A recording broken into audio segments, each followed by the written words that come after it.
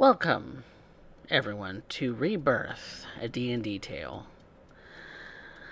Last we left off, our party of adventurers, the Lucky Sevens, had been doing some travel underneath the mountains, the Moonstone Mountains of the continent of Ionia. Based on some of their tools and some of their knowledge and some of their abilities, they discovered that while they really had only felt like they had been traveling for about a day, the truth of the matter was is that they were nearly halfway to the Obsidian Peak, which is the tallest peak in the Moonstone Mountains and an active volcano, one that does periodically erupt, growing ever taller and taller.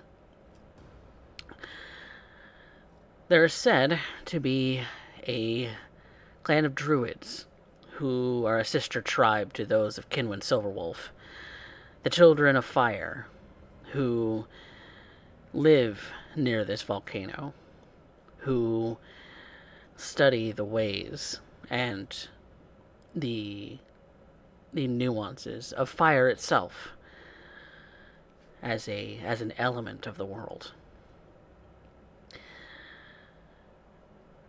Perhaps they have a clue as to what's going on in the world as far as the changes that have been happening with the growth of desert terrain, arid desert terrain with no real sense of life, to tundras that had been growing and now receding over the last 100 years. All of these things puzzling to the people of the world. The world does go through cycles, but these cycles have been dramatic. And the Children of Earth, the tribe that Kinwin hails from, are concerned that their forest is going to be overrun. So, Kinwin is on a pilgrimage to find clues, and perhaps learn more about himself as a child of the world, as someone who can shift their form and use the land's magics to both benefit and to harm. And so, Mother Nature is a fickle goddess. It's true. It's very, very true.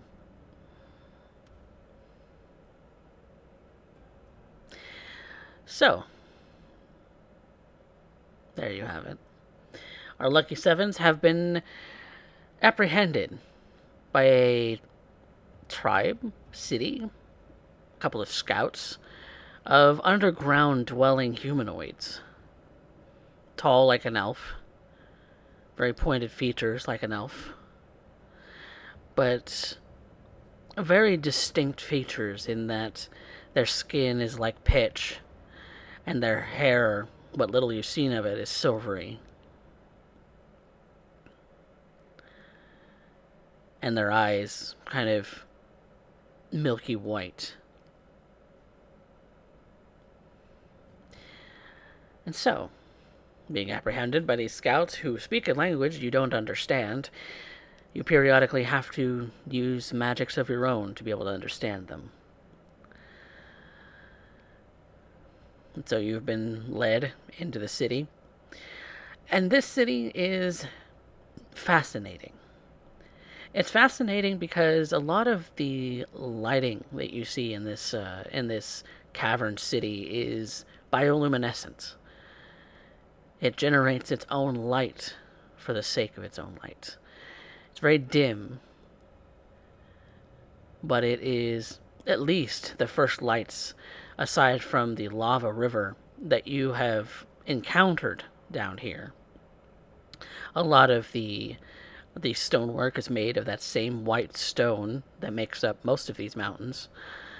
The the fixtures are made of crystal, made of bioluminescent sort of fungus, and other such things. And even as you would walk in, you would find that some of it is even magical. But it's a strange magic, a magic that's maybe feels a little unfamiliar to you if you were to look at it and maybe sort of attune yourself to being able to figure out what that magic comes from. Because there are all sorts of different sources, from the divine, from the land itself, from the the the sense of will of a person themselves. So many different sources, and this is stranger even than that. You walk through city streets, much like you would any surface city. There are buildings that are carved into the rock wall that house looks like individuals. Seems like there is a a very it seems like a large number of people who dwell in this subterranean city of that same very pitch like skin and silvery hair. The the the scouts that you were traveling with, wearing very dark clothing to match the sort of pitch black of the darkness down here. And the other people, the other residents that you see, are wearing variations on purples, on blues, on whites, on but very little in the way of warm colors. If you notice, they all seem to stare at Arya with her reddish hair, and start to wonder who, if you could even recall their hear their language right now, seem to be kind of speaking about all of you in sort of a weird sort of a tone where they're looking at you and kind of whispering amongst each other as to who you are, because you look nothing like them. You all look nothing like them. The closest one is Lagon, but he's 7.5 feet tall. He's huge. So you're definitely getting some onlookers who are staring as you're being sort of ushered through the city streets.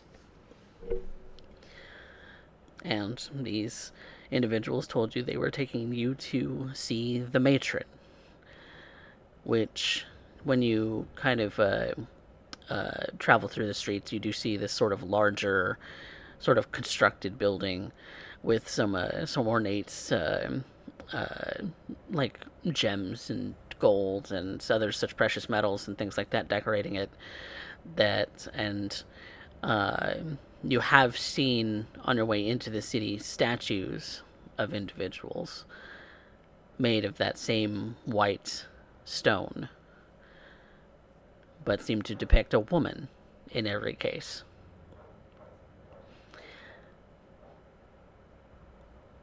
So you are being led up to this sort of palace almost, and the scouts say something to the guards. The guards open the doors, and you are led into the palace structure, which, much like every town that you've seen on the surface, has a sort of large hall and a sort of a dais that a ruler would sit upon. And this ruler, you would see, is a woman in a very large, sort of flowing dress that kind of spans across to kind of take up a lot of the space.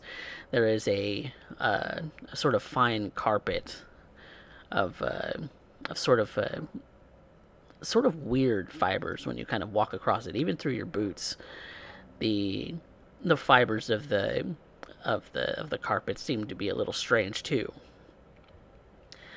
And as you're walking across it, you hear that the scouts that you've met say something to the woman sitting in the sort of throne, and she says something back to them. And if you're wanting to understand at this point, yeah, the tongues had run off, so you would have to recast. Okay, that's doable. Recast comprehend languages from Vanya and then probably tongues from Lagan. Yep, and I will have him spend um, We that do spell that slot. on like two different people, so we could have two different people talking. Comprehend languages is something that you could use to Yeah. understand, but your hands are bound, so it wouldn't mean that any somatic components are not going to be usable. Oh yeah, it's somatic. Darn. I wouldn't be able to do it then. Wait, we're bound? They captured us? Yeah, your hands are bound. Goddamn Drago.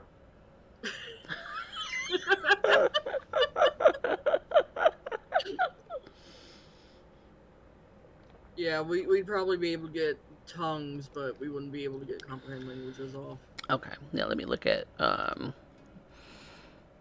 tongues itself because I know that Lagan had that prepared. Yeah, tongues as verbal and has a material component. Okay, yeah. What if I ask them if they speak Sylvan in Sylvan? They might know that. You do say that, but they don't seem to understand you. Yeah, I would ask one of them to try to cast so I can understand what they're saying, because I'm very antsy right now. Mm-mm.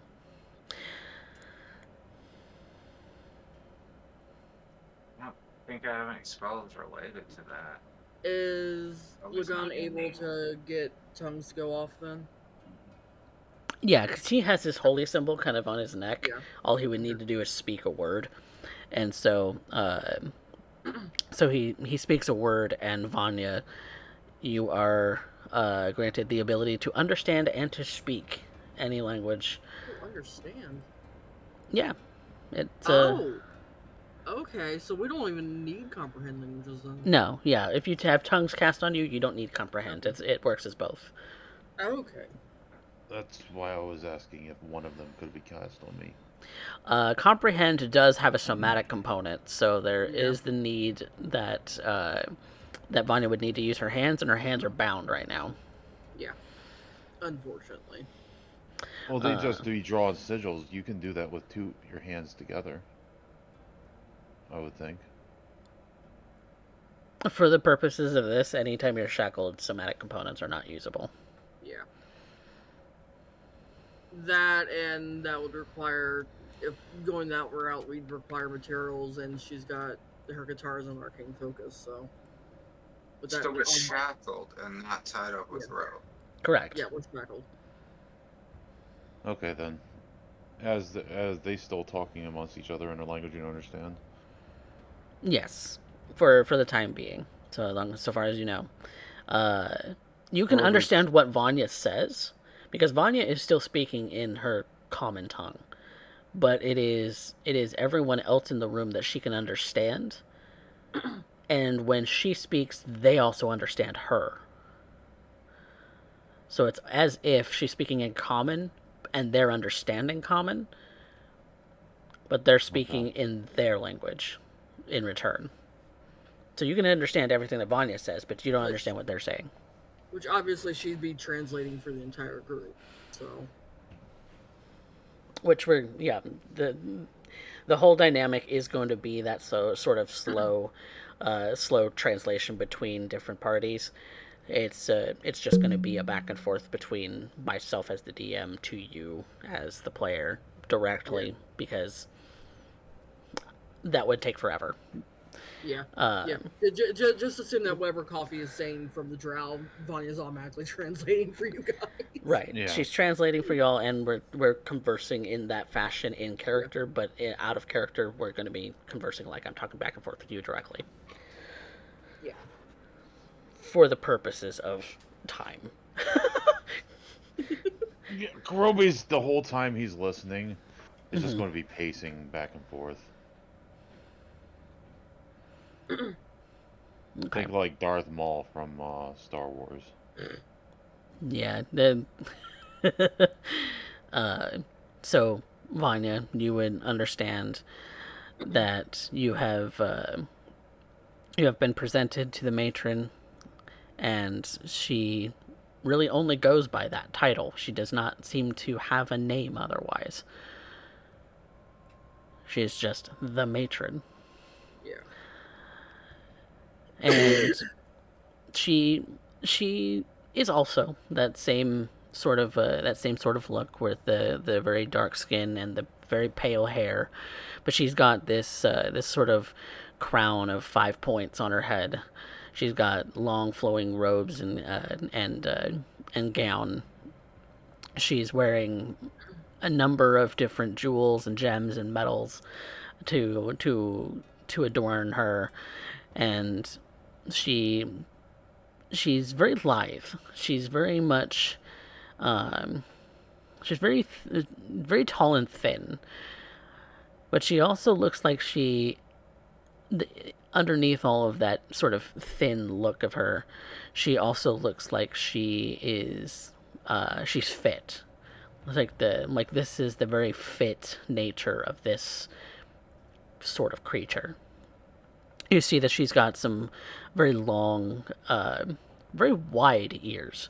They still kind of come to a point, but they kind of are wide against her head, and she kind of has her hair kind of combed both in front and in back of it, very delicately. She has very sort of waist long hair uh, that seems to kind of curl on the ends, and almost seems to shimmer in the low light. And she she stands up from the throne and looks at all of you. Kind of looks at all of you for a moment. She keeps her eyes on you, and when you she kind of oh, there's an echo. Yeah, one's Yeah. nuts. Sorry, fix it. Okay. Yep, that distracts me so hard I can't. But in the in that regard, she kind of opens her hands from the folded position she had before, and kind of looks at all of you and says, "Welcome."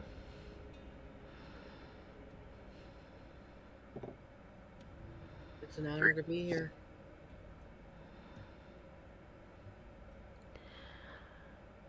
You are not of the Drow. No, we come from the surface. The surface has long been destroyed. The surface continues on, as life tends to do.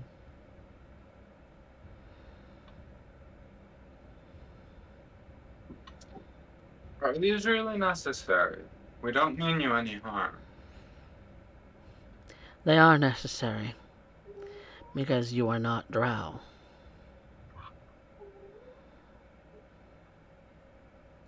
I do not know you. I do not know your intentions. I do not know how to read you. I know nothing about you. You say you come from the surface, Yes. but according to legends, the surface was destroyed many, many eons ago. If a forest burns down, doesn't it grow back? To think that nothing ever would come back, even if it was destroyed, seems foolish. If I could ask a question. You may. How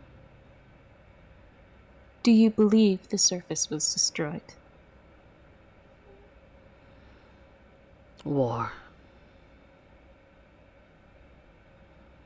A war that rung for decades, centuries, eons. Among who? Amongst the gods, amongst their kin, amongst their pets, their creatures, their creations.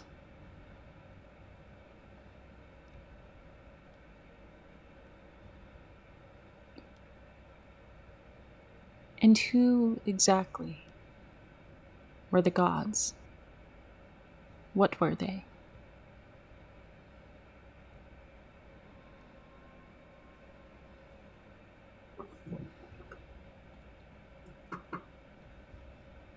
Gods long forgotten.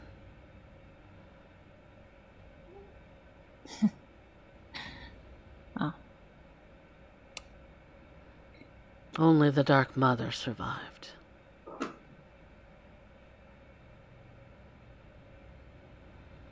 There's a Dark Mother. The one who led the Drow to safety so many decades ago, so many eons ago. You think this is the only god that survived?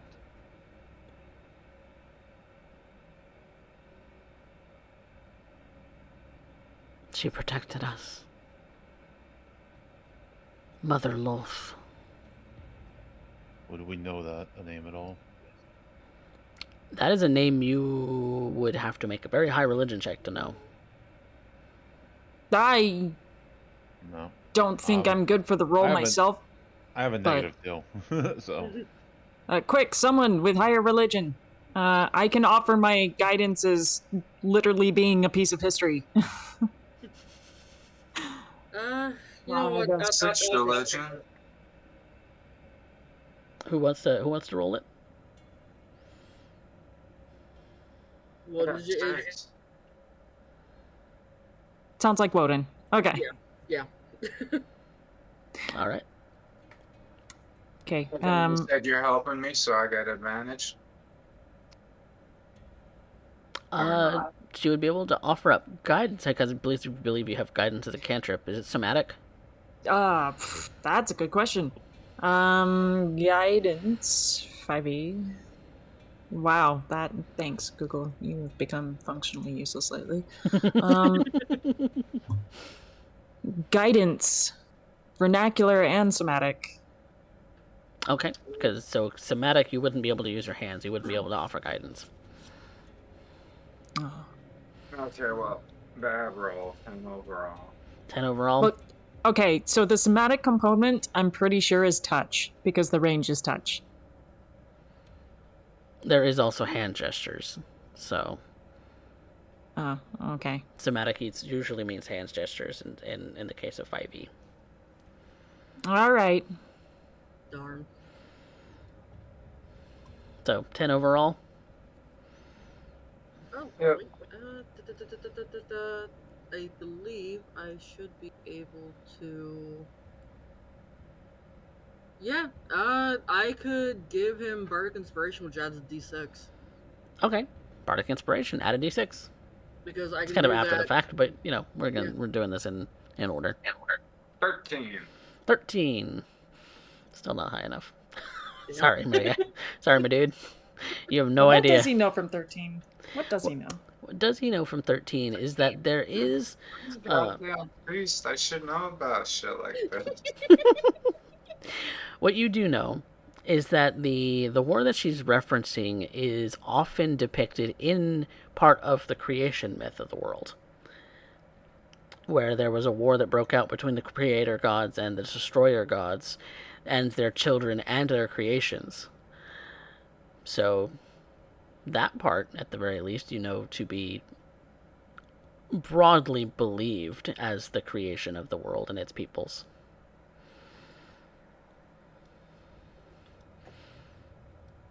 The creators created the world, the destroyers came about after that and destroyed everything, creating death, creating dragons, creating giants, and all sorts of other foul beasts, and went to war over it. on the surface of the planet. According to legend. This could be the reason why she thinks that the whole of the world is destroyed above ground. Well, if that's the case. Yeah, Kurobe. Sorry. Go ahead. No, Kurobe's going to be walking around. Well, it sounds like you've been out of it for a long time, so there's a lot of information we could exchange. But it's kind of hard to trust and do that if you're in shackles. If we meant you harm, not even these would have stopped us, but everything down here we met thinks that we're trying to kill it. And we've worked very hard to prove otherwise. It's honestly getting tiresome. I don't appreciate the threat. I didn't threaten you. I'm just stating facts.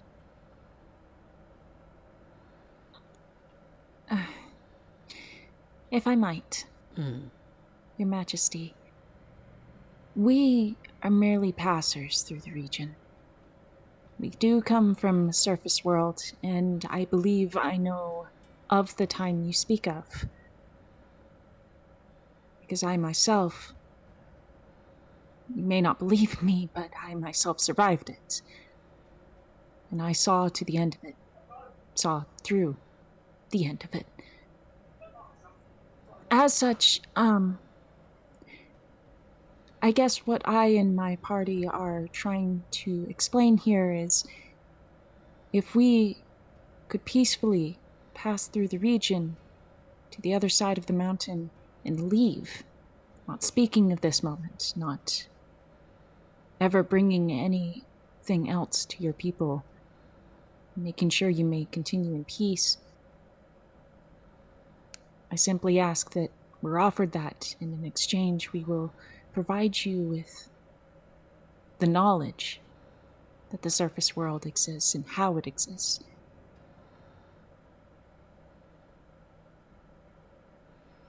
Even if there is a surface to speak of, it concerns me not. The only concern that I have is that you have found us.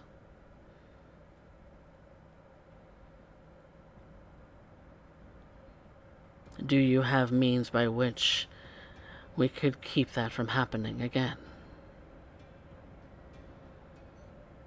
The way we found you was quite unintentional. I don't think many people would be able to pull it off. But you have. And what Vanya's going to do is she's going to explain how they had to go through the lake and the little drain that they had found, and the process by which they had to do that. Just to let her know exactly how difficult it had been to get there in the first place. Which means that anything of your power or greater could find us here and may attempt to destroy us. Potentially. Because we have many Fair enough. enemies down here. On a long enough timeline, anything is possible, but I don't see that being likely. Not many would come down into the mines. Not from where we came from. But you could always destroy that drain somehow. Block it off. Make sure no one can get through it. I mean, it was hard enough for us if you fully seal it off. The Fae and the Illithid are very intelligent creatures.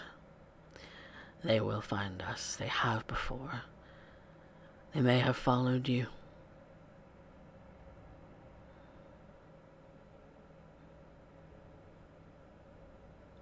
Are you willing to What is destroy an them? illithid? I wouldn't know what an illithid is, right? No, that is a creature Would you I have know never what heard a of. fae is? There's legend of the Fae. Yeah, Where- I've heard those legends at least, right? Yeah, you've had they're as far as as far as the region near Combe Bay is concerned, anything that would have been fey in nature would have likely disguised itself as a desert creature and then potentially tricked uh, travelers off of the beaten path and to their death in the desert. Okay. What is an illithid? I've heard tales of Fae, but I'm unfamiliar with this. Mind eaters. Huh. That's lovely. Like, absolutely. What a fantastic statement. Oh my goodness. They bore into your head, slurping out the gooey bits of your brain one by one, bite after bite, until you are nothing left while you are still alive.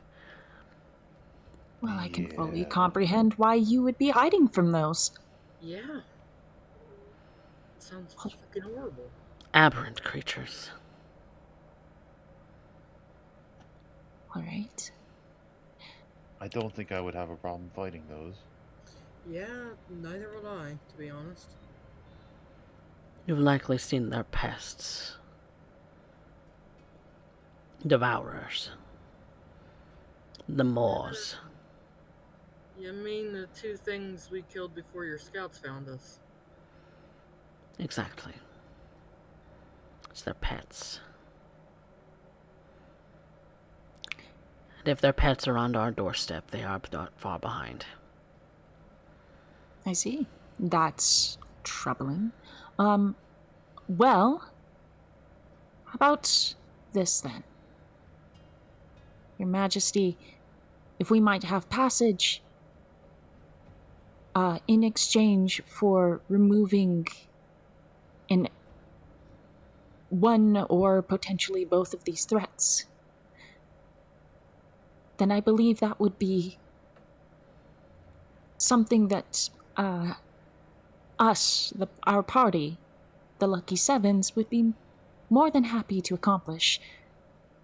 After all, in that case, it would be our lives in exchange for threatening yours, as you say.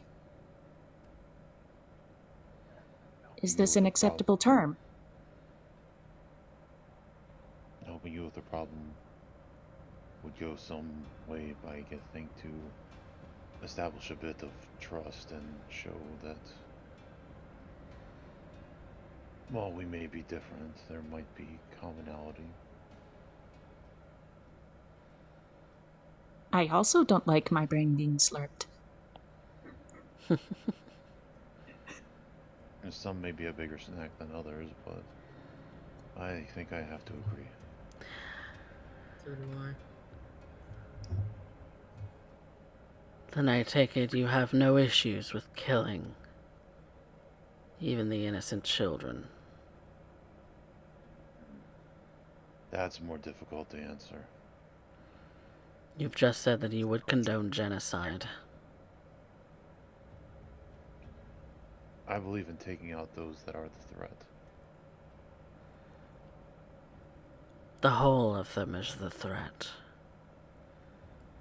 They are intelligent beings. I will give them that. But they are a threat to me and my people. Well, I don't think I could kill children.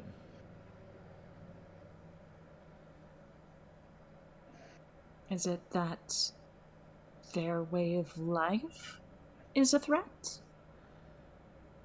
Divine how the children are threatening. They also eat the minds of other creatures. They also will grow into adulthood to continue to devour more. It is simply their natural being and their natural ways. But are they restricted to which creatures they can eat? Couldn't you teach them to just eat the brains of deer and other animals?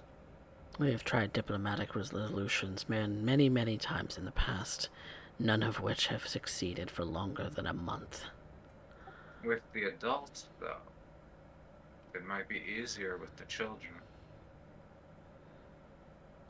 After don't think- eons of trying,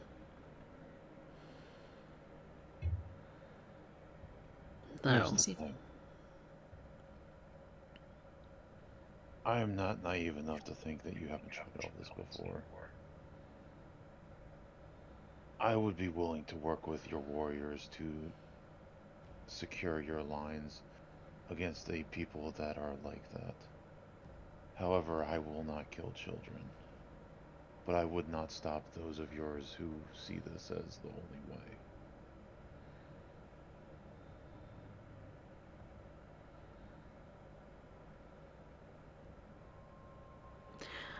I will give you a moment to decide amongst yourselves. In the prison, when you have made a decision, I will release you. I will not go to a prison. Oh, come on. Why not? Little dungeon party?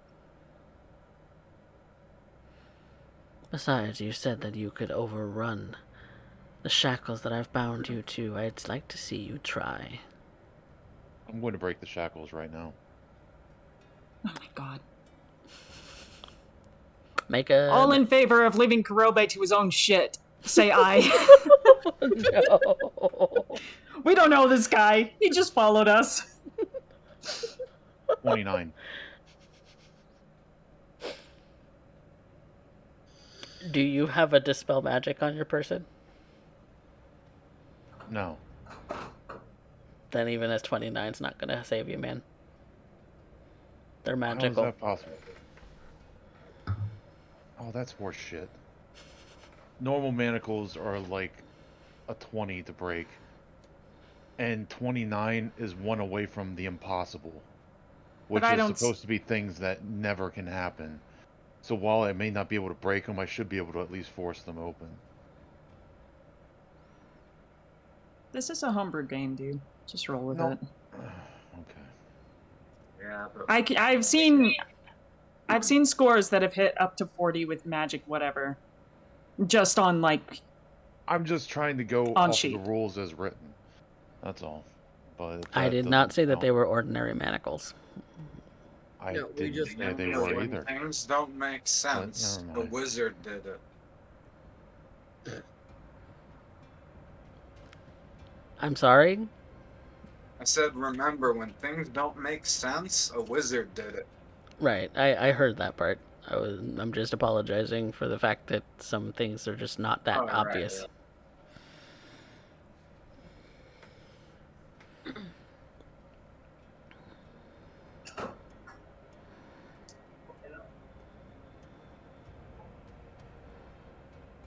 So you attempt, but even with all of your strength, they do not budge.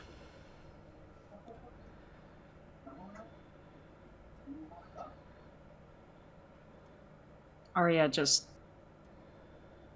like with her shackled hands just pats Kurobe on the back.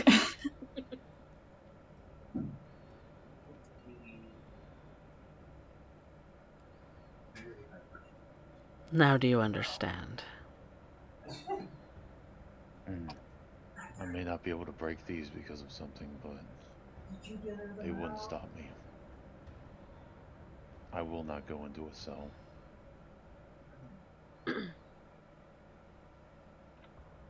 Do you have maybe like side storage room? Not a cell, but can we just like go and talk at the side? It'll only take 10 minutes. I was going to give you longer than 10 minutes to decide your fate. But Fine. okay. If that is all you want, then that is what I will give you.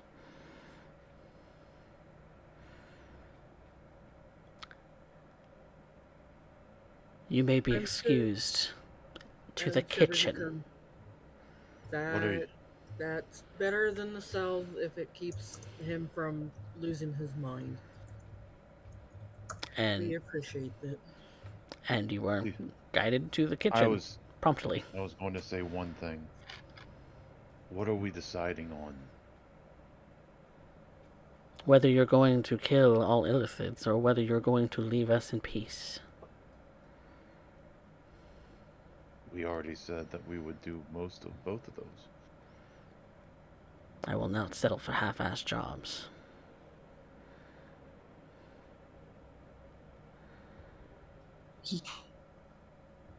Okay, leave in peace, to clarify, is go back the way we came. Go Yes? back the way you came, yes. Okay. That's not an option. And I will not kill Yeah, children. that would so- lead us away from where we're trying to go, right? Mm-hmm. That would be back the way you came. And it might be hard to get back up through that drain. Yeah, that is not an option. We've been at this for a few days. Take your 10 minutes. Okay. How many drow are He's there? just going. Kuroi's just going to stand there because he's already answered this question. There are a number of guards surrounding I don't the doubt place. it. Oh, well, Warden asked me, so that's why I was answering. Oh, I didn't hear that. I'm sorry. Yep, there are a number of guards kind of posted all along the walls, and based on what the matron looks like, she may have also gone through guards training. You don't know what kind of background she has. Okay, well, this is kind of complicated. Going back isn't really an option, but I'm also of the opinion that I'm not going to kill children, even if they are brain-sucking, slimy children. I feel like there's gotta be an easy answer, right? Yeah, there's got to be some kind of alternative we can do. Provided they say, oh, we've done this for aeons. But what have they done? I mean, like, I guess it's, a question of, like, what particular advances have they made? I don't know. And even then, the other complication is, like, we establish a power dynamic here. And then what? What sort of checks and balances are there to be made? She wants the total destruction and eradication of a people for us just to get through. Are we maybe missing a way? Have we gone? Did we take the wrong turn? Lagon, do you have a map? There is no map under these mountains.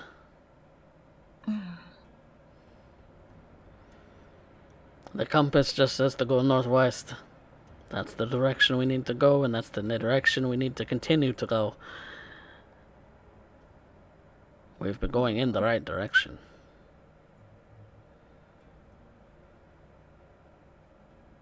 Bloody hell. There's got to be some alternative. There has to be. We know nothing about the people that are here. These people, or these illithids.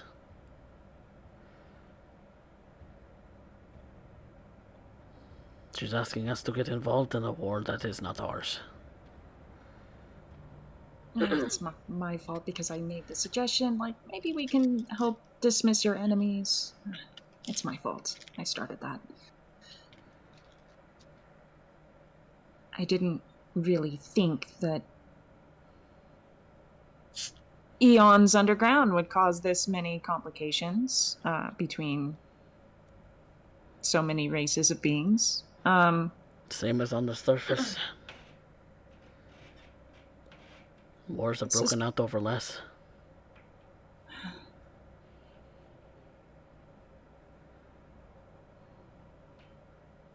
Can the brain eaters eat fey brains? That's a stupid question. Don't answer that. I don't know enough about the Fae. I don't either. Kenwin, do you know about the Fae? Do they have brains? I Can know we- somewhat. Yes, they do have names. Make an Arcana check. They're magical beings. I didn't hear you. Were muted. 13. 13. They may be of a variety of different style of creatures, different shapes, different, look like beasts, look like humanoids. Some are just look like tiny humanoids. Some look like fungus people. Some look like mushroom men. Some look like all sorts of different things. But to be quite fair, you haven't done enough on the anatomy of Fae to really know. They could just be made of fungus. You've seen the mushroom people. You haven't really seen much else in the way of Fae, except for maybe that dragon thing. But that was basically a mist with metal around it. So it's hard to know. So there's tiny little fungus people? So that's awesome. Yep, you've seen tiny ones. You've seen medium-sized ones. You've seen the large one back at that first cave. You've also seen the large metal dragon that seemed to have a bit of mist that kind of poured out of the crevices and seemed to be in the shape of a dragon, at least, made of metal and scrounged pieces. So, whether the Fae are anything more than just spores is the real question.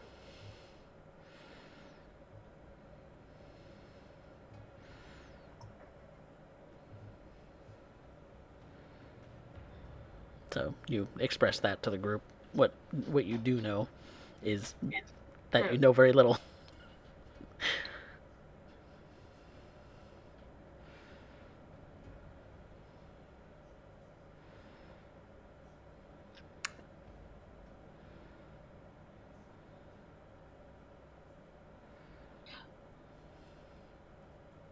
Maybe there's an alternative option? Do you have something in mind? Ask if there's something else we can do? Persuasion?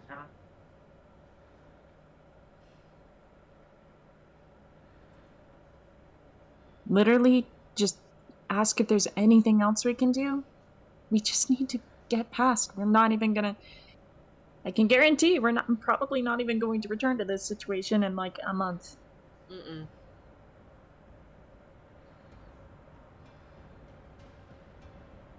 It'd just be pretty easy to, not say shit about this place. Not that hardly anyone could come down here in the first place, but...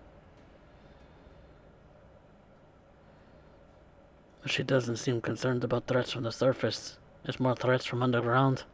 Mm-hmm.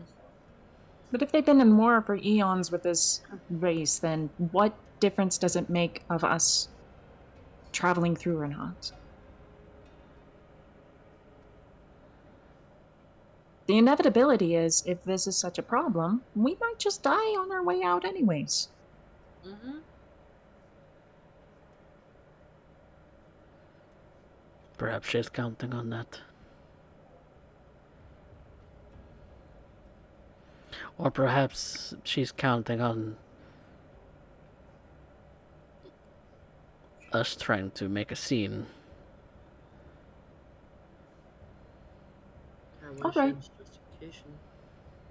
If she wants a scene, we can make a scene.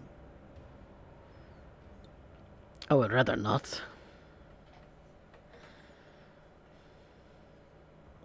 Why don't we introduce any of these other groups to the surface? It's easy enough as that. Just bang some pots and pans on our way out.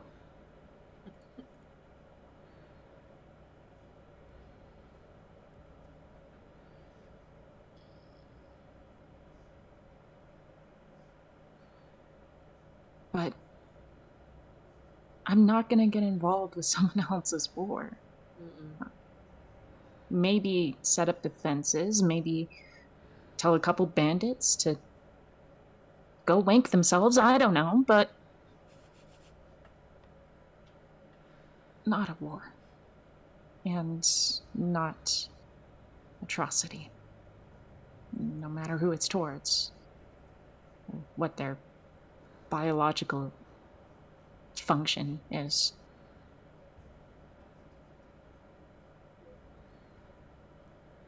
I'm As much as I'd want to be at peace with the Drow, I really don't want involved in their war. It's not our place. Well, let's try and take it from that perspective then, is we can go be a problem elsewhere in the caverns, draw their enemies away. And if we die there, we die there. I'm more comfortable dying trying to defend myself than not. Anything that has been suggested so far. Mm-hmm. Exactly. She wants nothing to do with the surface. We want nothing to do with things down here.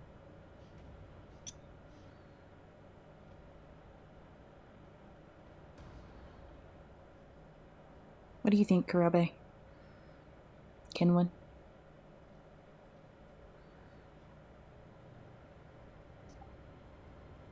Better than my idea of attacking them. What was that? I couldn't hear that. It's better than my idea of attacking them. Since when were you the violent one?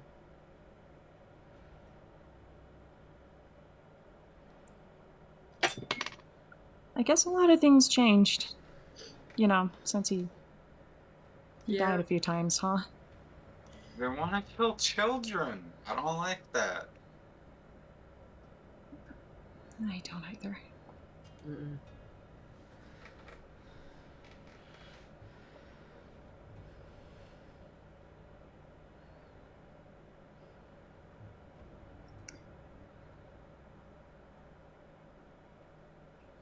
So is that our approach then? Well, let's see if we can convince the matron of it. We're gonna need all the luck we can get.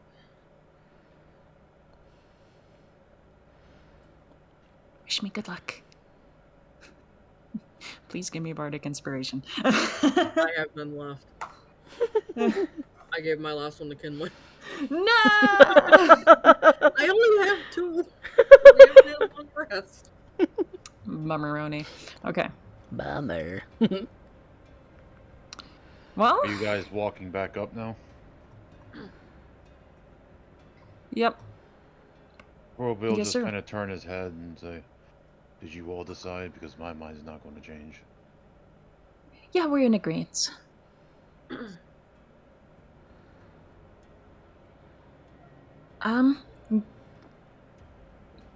Great matron. I want to express that our group has come up with an alternative. Perhaps you do not wish to see us leave here in any sort of living order. And I hear you on that, as that might be what has allowed for the safety of your people for quite a long time. But at the same time, as you say, it's possible we brought your enemies to your current location. If that's the case, might I suggest, since we wish to make our way out of these tunnels, and not the way we came, perhaps there is another route that your people might be aware of outside of the mountain, and from which we can just make a racket to lure your enemies there. They will be so distracted with this, what would otherwise be an empty or unused passage, that they would not think of coming for you. If an altercation occurs, we could very well be destroyed, but as will some of your enemies. It's a win-win. We get through the mountain, theoretically, or we might die, theoretically. And theoretically, all things work. Your enemies are lured away from your people, and some of them also die.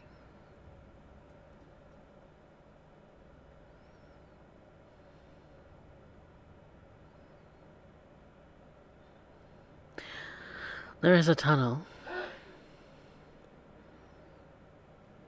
that does serve as a bit of a back door to the city. Heavily guarded. But it also does lead to one of their nests. One of them. Ah.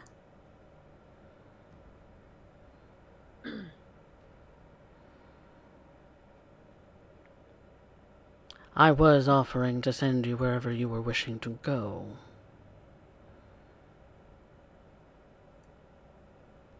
A price that we will not pay. Everything has a price. Whichever way you were going to send us, we could still draw them out that route. You told us about your god. I'll tell you about mine. Are you aware of Bahamut? A dragon. Stands for justice. No dragon You stands think for justice. Oh, your god stands for killing children, so we'll agree to disagree.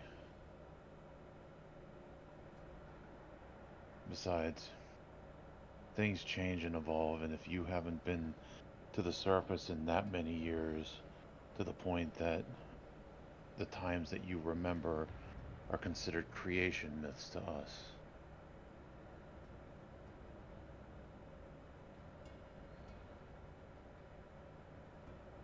The simple Kurobe. point of the fact is, you have to decide what's acceptable.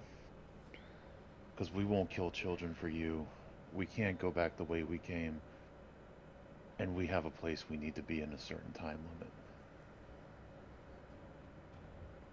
We're trying to do this amicably and friendly. As am I.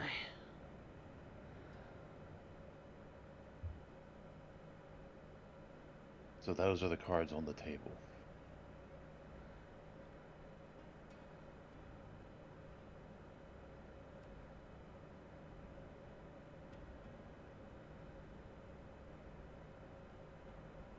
She looks back to you, Arya.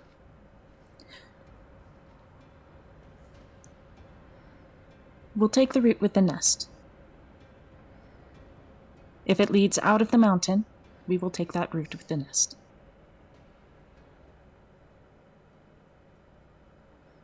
You better hope We it will- does, then.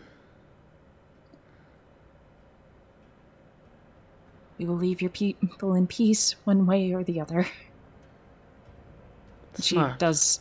She does a very polite, deep bow to the best of her abilities. She's not quite sure how the bowing is, but I assume based on how the guards have been acting, at some point one of them might have done a specific, gesture.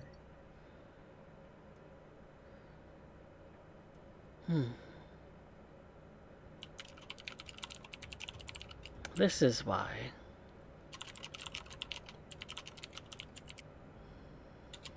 Well, I won't get into the specifics of our culture because you don't seem to understand, she says, looking at Kurobe. Leave. She snaps her fingers and instantly the shackles are off of you. Or we'll just laugh and start walking towards the door.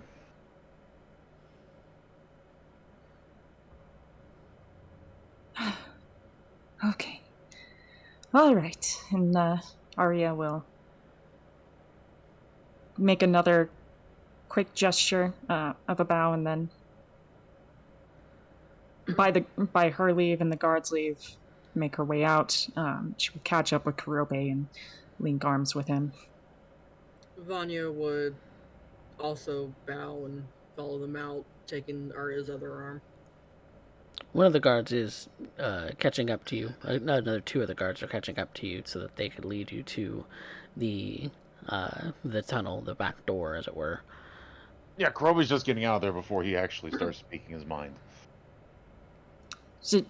Narya is just kind of dragging him. She linked arms with him to just kind of lead him wherever it is that they're taking him. She's just whispering. That was Kurobe being diplomatic, especially to people that want to kill children. And she just starts patting his arm. It's okay, big guy. We'll be out of here soon.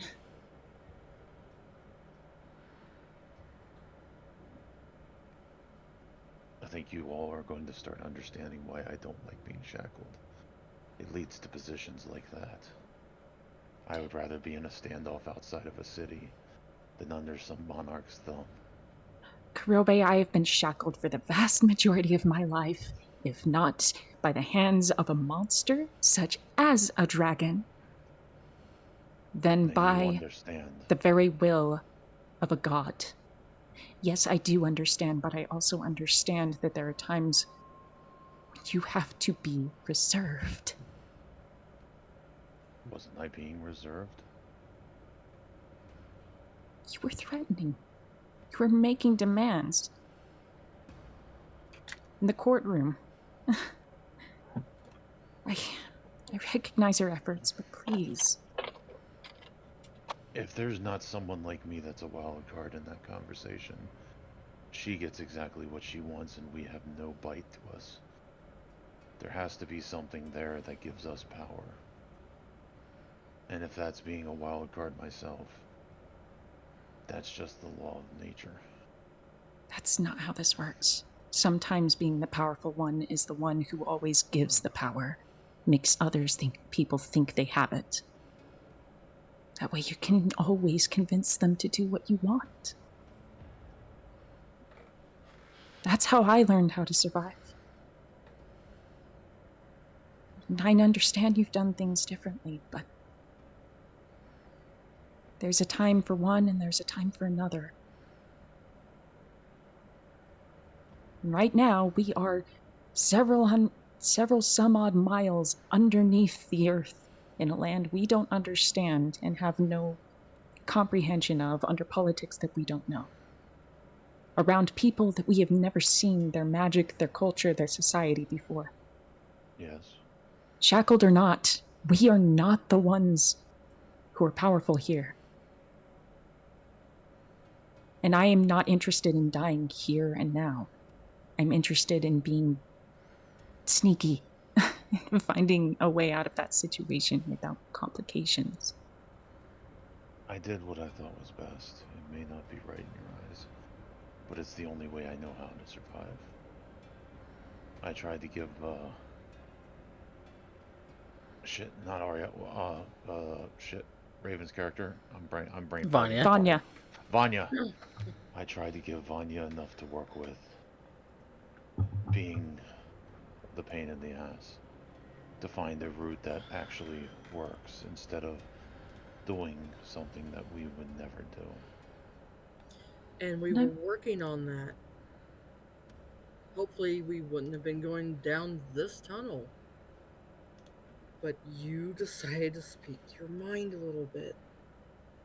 And then that communication was cut off, and now we have to go straight through one of these nests. The option she was giving us was kill children or go back the way we came. We're not going to do either of those, so it would have led to a fight with everybody in that room.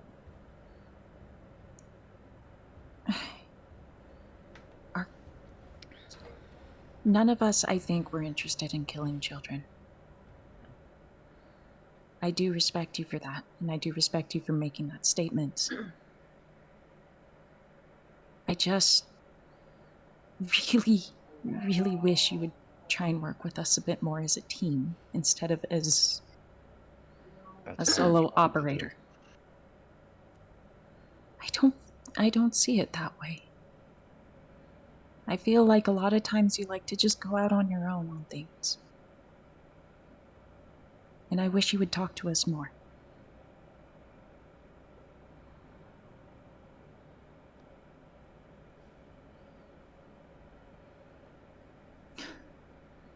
Sorry for that. I guess I'm used to a different dynamic. That's how we always got things done. I was trying to provide you the same support that I always gave them, but maybe... You were a solo operator, a mercenary before. No, You're not anymore. I'm not. I was part of a party.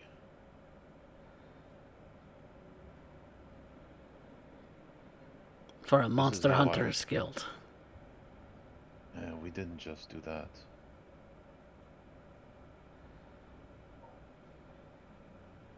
Someday I'll tell you about the man that led that.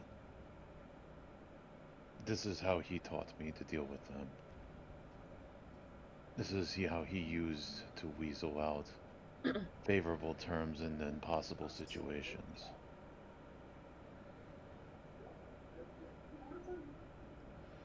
I might argue he might have had a little more finesse than you do. But regardless, I'm not against you, Kurobe. I'm not. You do things a very specific way. I admire your conviction. I just really want you to talk to us more as a team. We'll try. Thank you. We'll figure this out. We have this option. We go through the nest. That's fine. We could probably sneak through it. Yeah. Shouldn't be too much of a problem.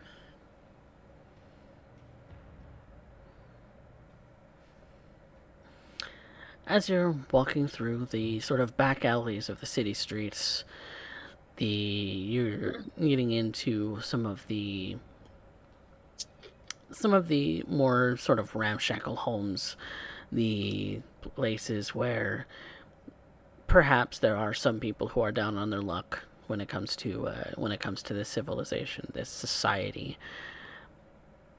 And what you're seeing is that a lot of the guards of this city are very feminine in figure. And it seems like there isn't a whole lot in the way of men in positions of power here. There's no guards men. There's not a whole lot of working people that you could see that are men here. You see a lot of the male figures are maybe going out into the market and maybe going out into this and that might be a little backwards from what you expect. And when you reach these sort of slums of the city, you see a lot more individuals who are more masculine. The shorter hair, the more masculine figure. You see some children in the streets. You see that that maybe they're a little thin because they don't have a whole lot of food. Much like any other city that you've seen before. If I see a group of like anytime I see any child that looks hungry, I stop and give them food. If they take it. They don't seem to take it from you. Probably would try, but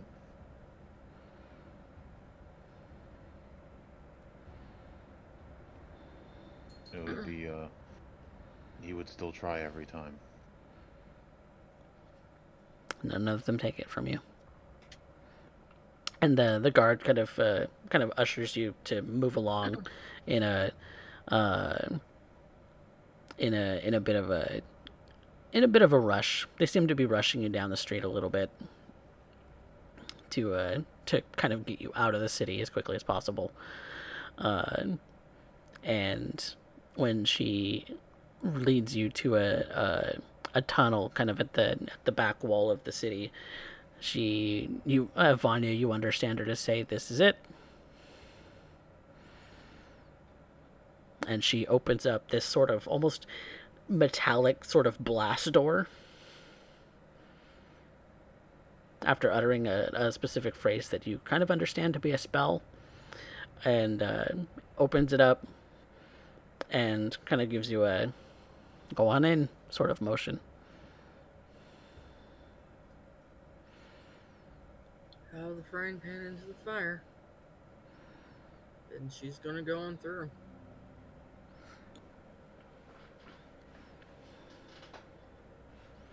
and it's a bit short, even for the shorter of you, like Vanya or like Kinwin and Arya. It's you're kind of ducking down just a little bit. Lagon has to get on his knees to kind of walk through this place, and so the taller of you are a little hunched over as you're crawling into this place, and so Crowbay would pull his sword out and turn it on, and then take up the front. And as soon as you do that, the door is closed. Sounds like it is locked, and there is a bit of a whoosh sort of sound, almost like a like something else is also taking place at the door that you're not fully aware of.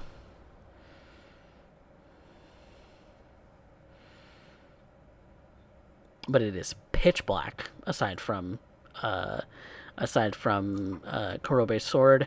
Lagon gets out the drift globe and gets it to go again, and kind of uses it as his own light source to help you all through. So I can cast control flames to double the area of light coming off the sword to help us a bit.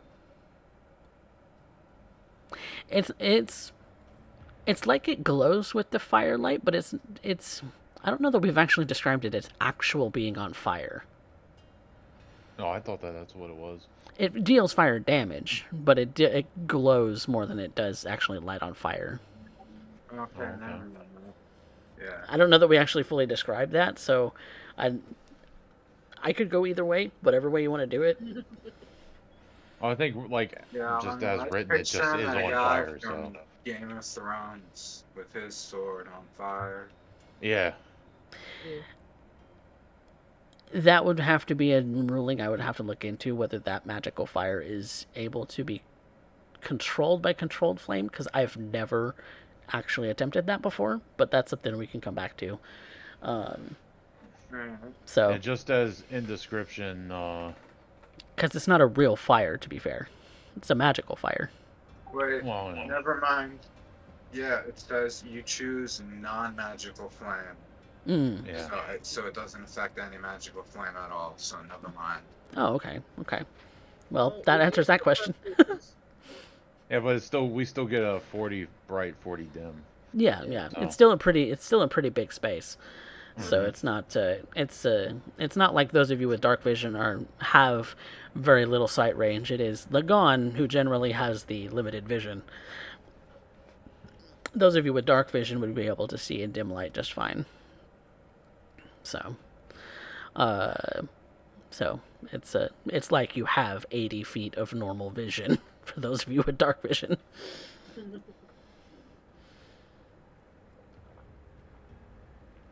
Just some of it's in black and white, and some of it's in color.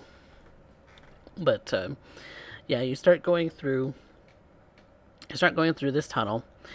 It is very warm. It's very hot, sort of down this way. You kind of get an understanding as to why this is the back door, because this might actually be the city's heat source, which tends, as you kind of snake around a corner, you realize that there is a lava pool with a very slight, very narrow sort of lip where you can walk, which is going to, again, probably cause a little bit of a struggle here, as it is somewhat narrow, and it is also more of a it's probably you're gonna have to make like Constitution saving throws to keep from getting heat exhausted, because it's very hot. Which I believe Kinwin was already at 1 exhaustion, right? Mm-hmm. So his ability check should have been at a disadvantage. Let's see if that'll even matter, because I rolled a 5. Oh no. Nope. Well, it's ability checks and attack rolls. It's not Constitution saving throws. So saving throws are at regular, but But your ability checks, like perception, like athletics, like anything like that, that stuff is going to be at disadvantage. But yeah, everybody make a Constitution saving throw, and I'll make one for Lagan. Alright, so I got 6. Oh no. 16. That's cack. Cacked. 18. Wait. What? Roll what? Constitution saving throw, my friend. Oh. Oh. 11. Okay. Anyone under 10 is going to take the full damage and suffer exhaustion. So that was, I believe, Kinwin, and I think that's it. Just fries up like a leaf. And then Just like the singeing, and Ari's like, Kinwin, and she just like is brushing off the fire as his cloak is starting to flames. I could. Some How elements. big is this area? the pool itself, it's kind of a lava pool. The pool itself is like 60 feet across with a lip that leads off into another tunnel. And you're walking along that little sort of very narrow, almost like only about like 2 to 3 feet wide. I could sort do of lip. something here, guys, but it would be expensive. How much was the damage? I am still rolling it. I was distracted here for briefly. Oh, if that's already happened, then I can't do it then. So. Well, pitch the idea, because that might negate everything. I can make a water elemental join us for a while and literally like basically keep us cool, probably, or at least put a crust on the top of that lake pool that would shield some of the heat. That's if you want to spend your water elemental just to do that.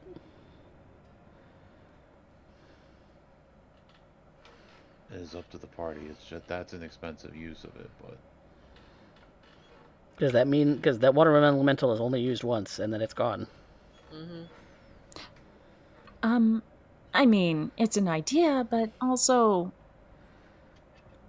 I don't necessarily know if that's going to cool down our situation. no, I have an idea. I have a better idea. Ooh. Oh no. Everybody stand back. I have a summon elemental spell. Ooh, there's This is always even that. easier. It would cost 400 GP though. Nope. This is even easier, and it's already been paid. All right, shoot.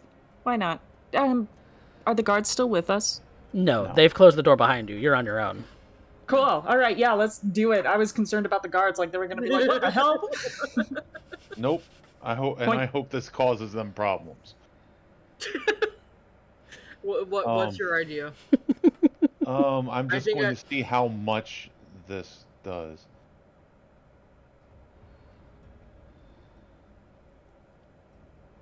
So, I'm going to basically chuck a pellet at the ceiling above the lava pool, and a 15 by 15 cube of water is going to appear above it. That's right. We do still have those. Yep, the water pellets. Yeah, because of I have a lot of water I'm carrying right now. Yep, dust of dryness is a definitely really cool thing to have suddenly apparate water. I have a total. I have 3 15 by 15 cube full of water right now that I could use. Yep. Which, to be honest, a cube of water, 15 foot by 15 foot, is like a fucking swimming pool. Yep. Because it's 15 foot deep and 15 foot wide, so it's a cube. Yep. That's nice. I can only do 5 by 5. Dust of dryness is super helpful that way.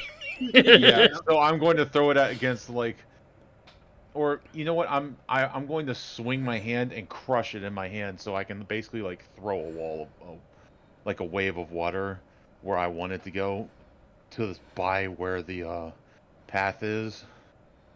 and try to cool down as much of the area as I can to basically form a crust that would shield us from some of the outright heat.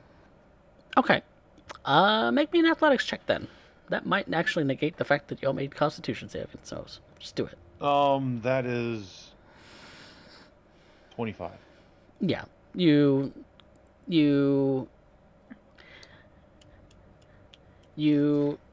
take this bead in your hand, and as you're throwing it, kind of crush it into your fingers and huck the rest of it. It kind of splashes out in front of all of you. And to be fair, the sprinkling of water is really nice. And then you realize it gets very humid very quickly.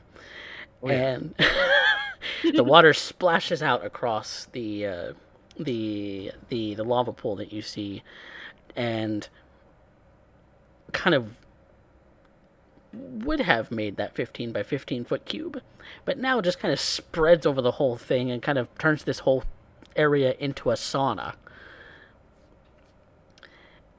Does cool you off briefly, but definitely is going to get overwhelming if you stay here very long. So it will negate your Constitution saving throws for now, but if you come back to this room, it will be very, very humid. Unbearably humid. Well, we don't plan on coming back, so... Yes! Kurobe, that was genius! I have a couple more of those. It's a good thing you remembered that those things were there. Yeah, I was thinking of the other way, but then I remembered we had those, and I didn't think about using them as a resource like that. I was just saving them for emergency rations of water for when we needed them. Look, because that's why we prepared them in the first place, going out into the desert like we were. Yeah.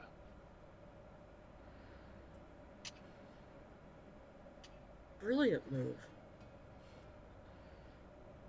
Yes, you have a very steamy crust on the top of this lava pool now. It's a pretty wide thing. It does dim the light source that this lava pool does create, but you also have your own light sources, so it doesn't affect you too much. But yeah, you quickly make your way through, turn to this very dry heat that you had been feeling right now into a very humid heat, which is briefly a relief, and then as you're running through, you're realizing it's hard to breathe through wet air. So you quickly make your way through, getting past it, and you are continuing on through winding tunnels, natural caverns, sort of a space. You do come across one more of those little mouth devourer things, but you're easily able to crush it. It's a single one's not going to be dangerous to you. But yeah, you realize that you're gonna get close to a nest, probably fairly soon. And so, what do you want to do to prepare for that? Preferably get a long rest, if possible. Fine. I'll allow for a perception check or a survival check to check and see if you could find a safe space in the time that you're traveling. Ooh, I can offer guidance this time. Yes, you're unbound. I could do perception. Easily. Perception? Okay. I give guidance. And guidance adds what? D4. A D4. A D4 as a prayer from Arya goes out. Okay, this is going to get ridiculously stupid because of my modifier already, but... Okay. Stupid is great. How's a 33? What do your elf eyes see? Let's break this in. I rolled an 18. My modifier is a plus 11. Yeah, Jesus. Because she has expertise because Bard. And I roll a 4 on the D4. Ooh. So you see into the Matrix. You Yeah. do. You do. The Suddenly, only way it could have been better was rolling that 20 on that. It says Vanya, you see that there's a bunch of giants surrounding the table. No, that's the nat 20. We saved that for the nat 20. Vanya breaks the fourth wall. She goes mad as a result. But yes, Vanya, you as you're kind of traveling through, you realize that there is this sort of outcropping. That seems relatively comfortable. That would fit all of you very snugly, but very doably for a night's rest. It is something that you'll want to do the nightly watch for, as you don't know whether or not these creatures, these devourers or these illithids or whatever else might be down here, uh, will come and assail you. But you can definitely uh, you definitely find that you can sleep in an outcropping that will surround you on 3 out of 4 sides with rock. So, unless these things can travel through rock, you're pretty well protected.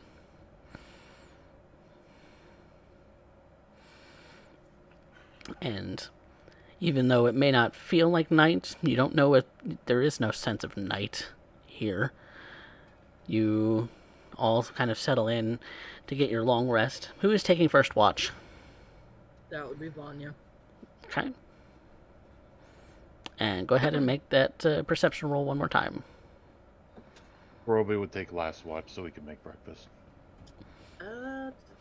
Math, not doing mathing. 26. 26. Okay. You set up your campfire, and when something does get a little too close, you shoo it away with maybe something that you've lit on fire. As you have now spent some more of your firewood, you may or may not be getting low on that. You're not sure yet. But you definitely can fend things off from a distance, kind of shooing them away as you need to. Second watch. I'll go ahead and take it since I don't have an exhaustion condition. All right. Make a perception, Arya. Please don't suck. Oh, that does not suck. Dice roll was 19 plus 1. Nice. Dirty 20. Nice. Again, same. You are not snuck up on. You are able to fend off anything that might be a little bit of an issue as far as like little creatures, because there are other little things that kind of scurry on the rocks around here, little animals and such that may be attracted by your firelight, but you're able to shoo them away pretty easy. They're not too terribly hard to deal with. You don't really see any of these devourers that have been spotted recently, so there's that. And then we have third watch, which is Kurobe. Kurobe, make a perception.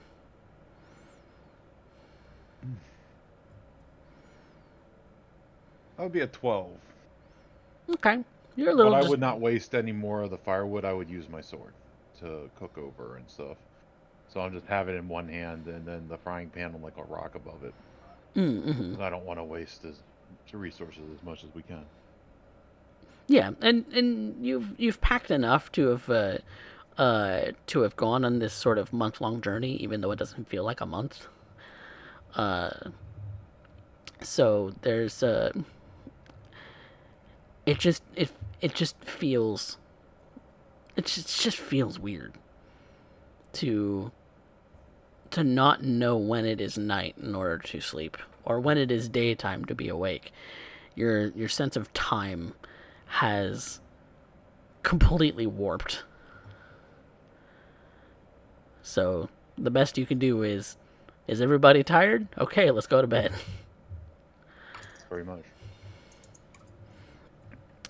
Which does mean that everybody benefits from a long rest. Kinwin, you are relieved of your exhaustion, and you are back to normal. Well, one level of exhaustion according to D&D Beyond. How's that? Level 2? You were not at level 2 because we skipped the Constitution saving throws. Oh, okay. Yeah, so you were only at level 1 at the end of all of that, and so you are relieved of all of your exhaustion. I decided to get my water bending on to try to save you from a level of exhaustion. That guy had a big brain moment. Yep. So yeah, you can prepare your spells as needed. I'm going to keep Lagan having the same spells prepared, and we'll go from there. Yeah, I will prepare my spell. Your one spell called Action Search. Oh no, I actually no. I'm sorry. Technically, I have 3 spells. Action Surge, your wings, and one other thing, which I think was your tattoo, wasn't it? Oh no, well, if you want to count those abilities, but no, because of the bullshit, I have light, radiant fire breath, and absorb elements. That's fair. Yeah, yeah. And now I have all my spell slots open, so if we need to cast fucking passes out trace like 5 to 100 6 bazillion times. But, yes. Okay, technically I can only cast it like 6 times. Because it is a level three 1 at spell, level right? 2. No, it's level 2. It's a level 2 spell. Okay. Yeah. Let's not face 3 my times at level favorite 2 spell. and 3 times at level 3 if coffee allows me to bump it up. Oh yeah, you can always use a higher spell slot. It's only if it has a descriptor saying that it gets additional bonuses for additional spell slots. Oh, that inputs in the that factors in. You can always use a higher spell slot for a spell.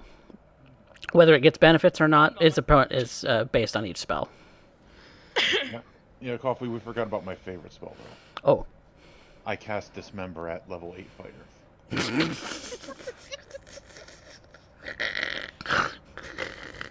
is why we can't have nice things. This is why Kurobe shouldn't have turns. It's also why Kurobe and Lagan, when Mojo's here, should not be fighting together. Hey, if they do, I'm gonna throw my biggest baddest monsters at them. It's fine. Yeah. And then there's me, who gives them more turns in a round. Yes. A lot more turns. Because you give them haste. You sly devil. I'm like, ooh, that was neat. Do it again. It's fantastic. I love it. I do love it. Don't get me wrong. But I went like... You're basically at a point where you're fighting CR20 monsters plus, so... No, I would like to tell Coffee ways to counter me, but I don't want to inflict that upon you guys. But I might have to. To be fair, numbers. Swarms. Yes. Numbers is one. And just like the barbarian, I might be the most dangerous enemy you ever throw at them. If something takes over my mind. How dare you suggest that? Don't give them ideas. I don't want to hear that shit come out of your mouth ever again, Specs. You have no right to ever utter those words. That first line, the one that was actually taking control of us. Oh God. No. Oh yeah, the possession like Kinwin had. Yeah. Thankfully, ghosts that possess you can only use your physical elements. They cannot cast your spells. Yeah. God forbid that you get like an illithid to charm you or something. But that's No, bad I enough think for ghosts Kurobe. possessing me can still use my most potent abilities. Well, like Action Church, that's all physical. Yep. Yep.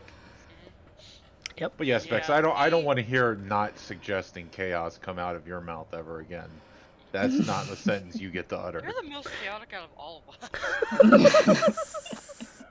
I talk to True. Coffee, and the whole time I'm talking to Coffee, Specs is feeding him ways that he can mess with Kane. Yes. So that doesn't fly.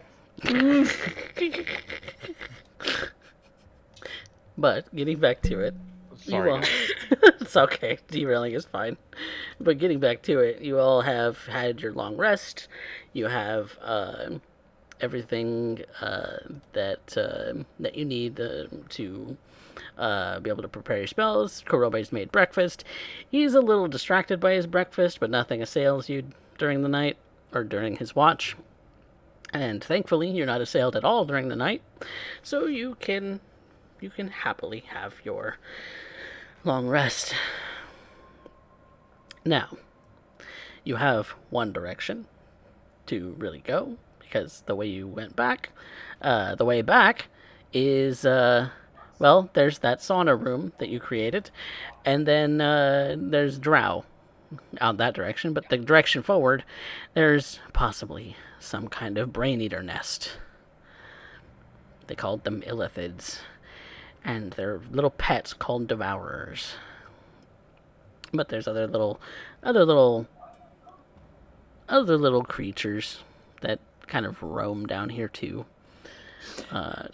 Not understanding necessarily what slithers inside you and eats your brains could potentially mean, Arya goes to the closest thing she can think of and has taken the time to craft together earplugs for everyone. She, like, as everyone wakes up, is just handing them out to them. Well, Excellent defense. earplugs may also deafen you, depending. Yeah, so she's just like, use it at your discretion. I'm just not sure what's coming up.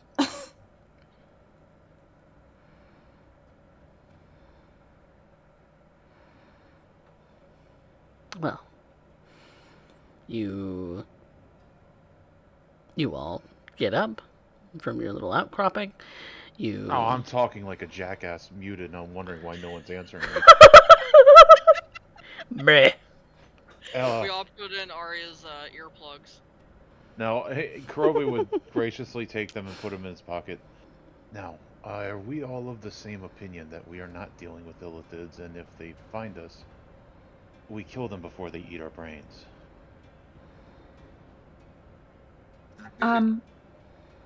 The adults, yes. Hopefully the children are not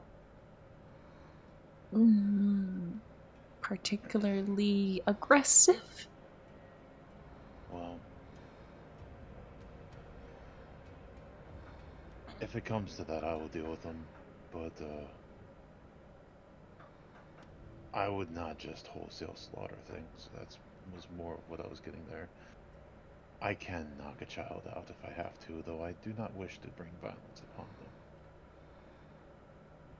But if one's trying to eat my brain, you have to do what you have to do, I guess, even though you don't like it. Yeah. Let's just be very sneaky. Yes. That we can do. Wonderfully. All right. You realize that me and Lagan are here, right? You do With their realize I clink, have clink, a... clink, clink, clink, clink. Actually, mine do doesn't realize clink I have a- anymore. Yeah, it doesn't. Oh, that's true. We did put a magical in it that it doesn't clink, doesn't it? Yeah, it's made out of mithril, so. Ooh, yes it is. It don't clink. And you do realize I do have a spell that more or less silences the entire group. Yeah, I'm just saying it's a risk. I will try, though. I've It's just more never of a been risk that with stealthy. Kinlan than it is Lagan. Point Kin- taken. Kinwin has, in this entire story, been the one who's been a bit of a klutz. I'm sorry, Kidwin. Well, I'm sorry, we've just... It's I'm true. gonna continue to give you shit about it because it's hilarious. We do love your character. He's beautiful Yes. and wonderful. Kenwin's stealth skills. Kenwin's stealth skills are equal to my social skills. And what were you saying, Woden? You kind of both were talking at the same time too. Damn it, My I'm a apologies. priest, not an acrobat. Yeah, I'm a priest, not an acrobat. I'm a doctor, not a scientist. I'm not a witch, I'm your wife. Sorry.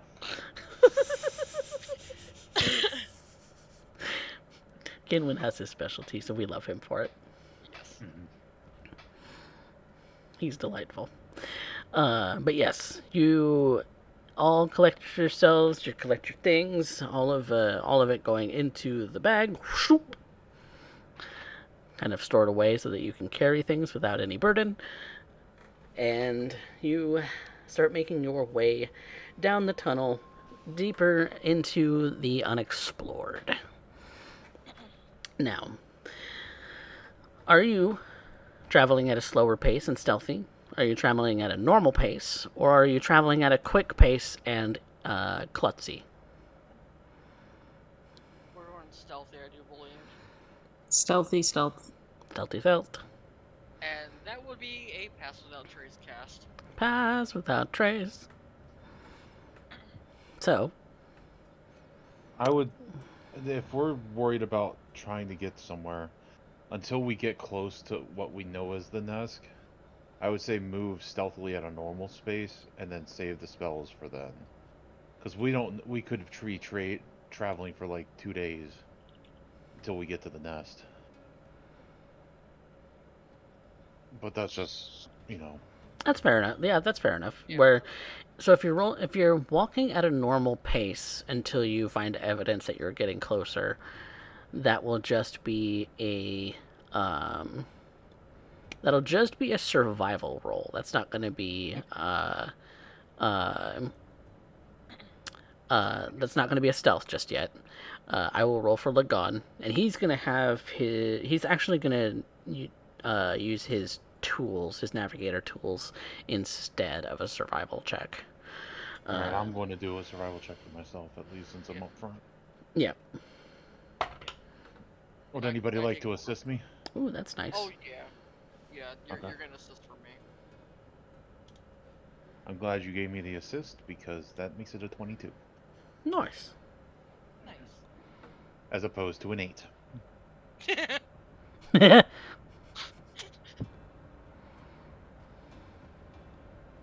Oh, that's the wrong sheet.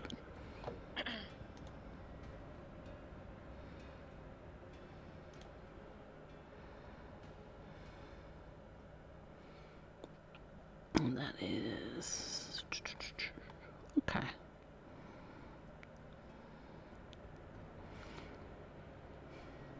Okay. Yep.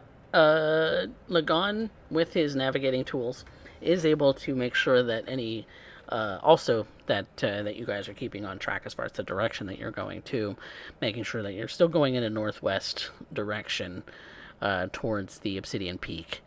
You do, as you're traveling, do find more little pools, not necessarily very big ones, but little pools of lava kind of dotting the caverns that you're going through.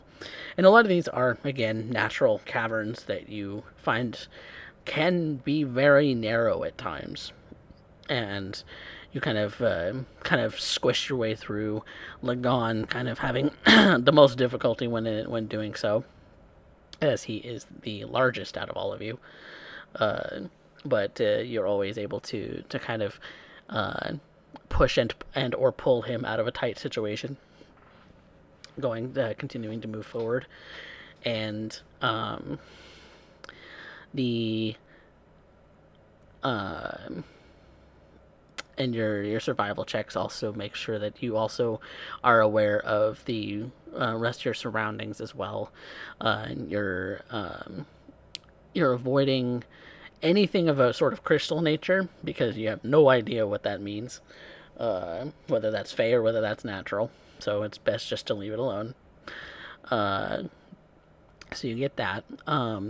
And you also start to find like little animal carcasses start to like, not that they're half eaten, that they've been like eaten all the way through that there's only bones left.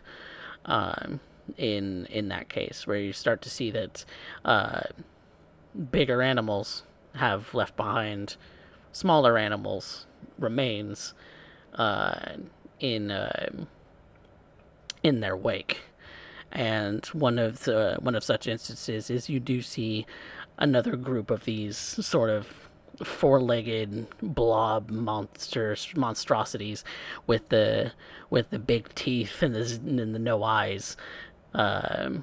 There's a group of four of them that you see that are that look like they've taken down actually a bigger creature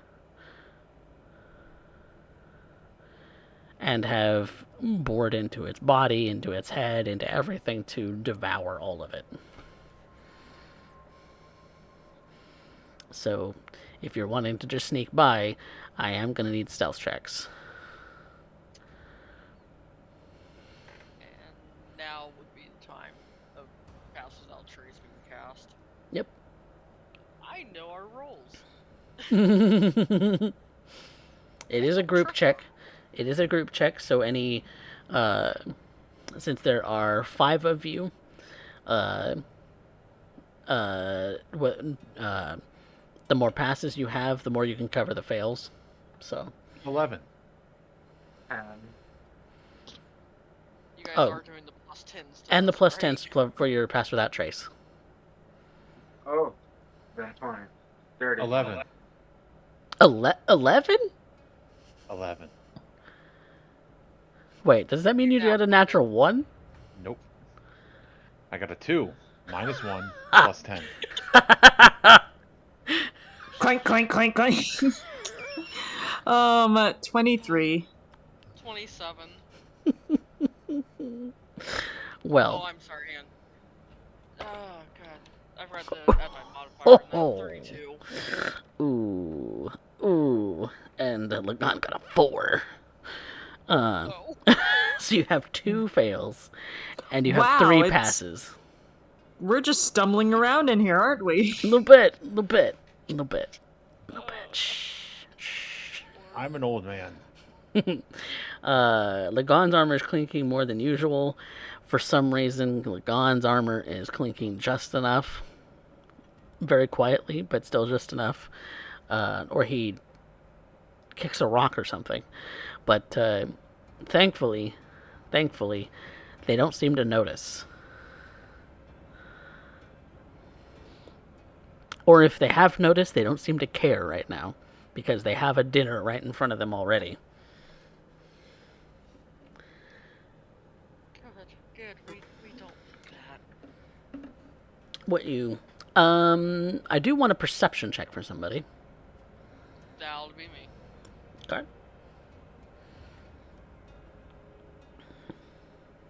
26. Ooh. Very, very nice. What you see, since you do have dark vision, what you see kind of in the dim light of this, it seems like there's a lot more of this bioluminescence that's also started to pop up too. So there's a lot of very dim light coming from that, and there's also a lot of dim light coming from these little lava pools that are dotted kind of all over. You seem to be very, very deep.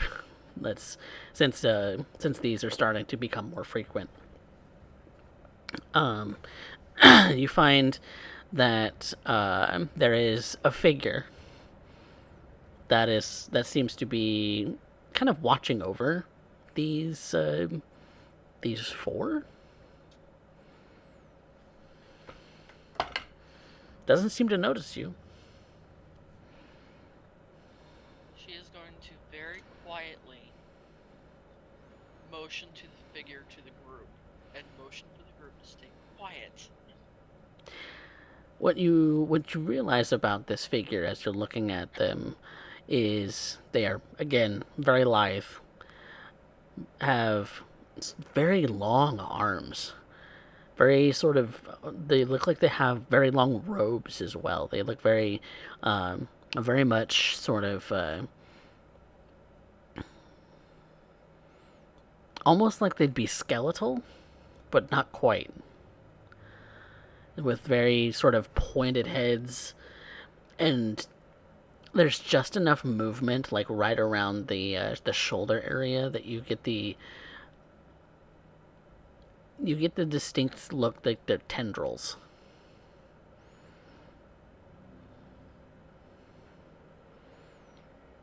Oh. Yeah, definitely trying to keep the group to be quiet as we're moving past. Does anyone understand deep speech? No. Then it's saying words in a language you don't understand. Upon hearing that it could be speaking something, can I quickly do like comprehend languages? If you want to do so at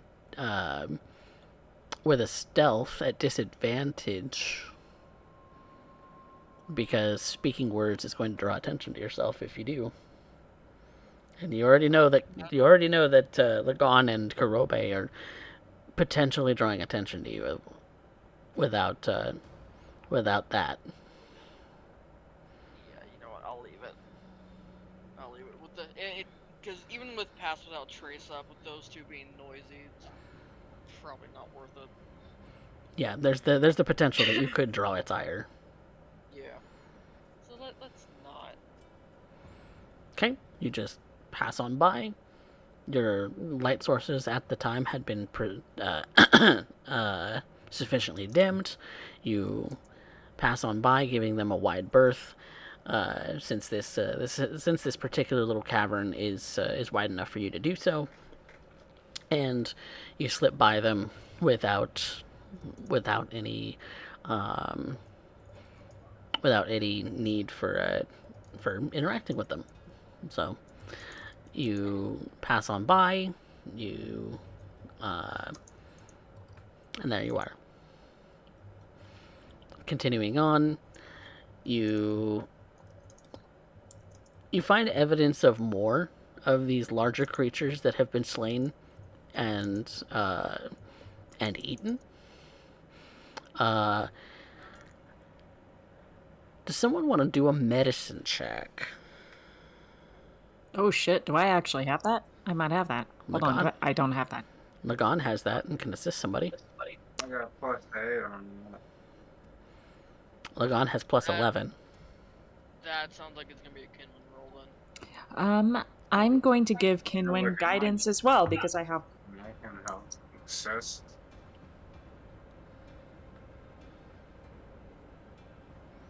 It's you, Kinwin. I give you guidance. That's a D4 added. And do so at advantage because Lagon's helping you. And I'm giving him Bardic Inspiration, so that's another D6. Ah. Wow. We want him to succeed. Wow. Wait,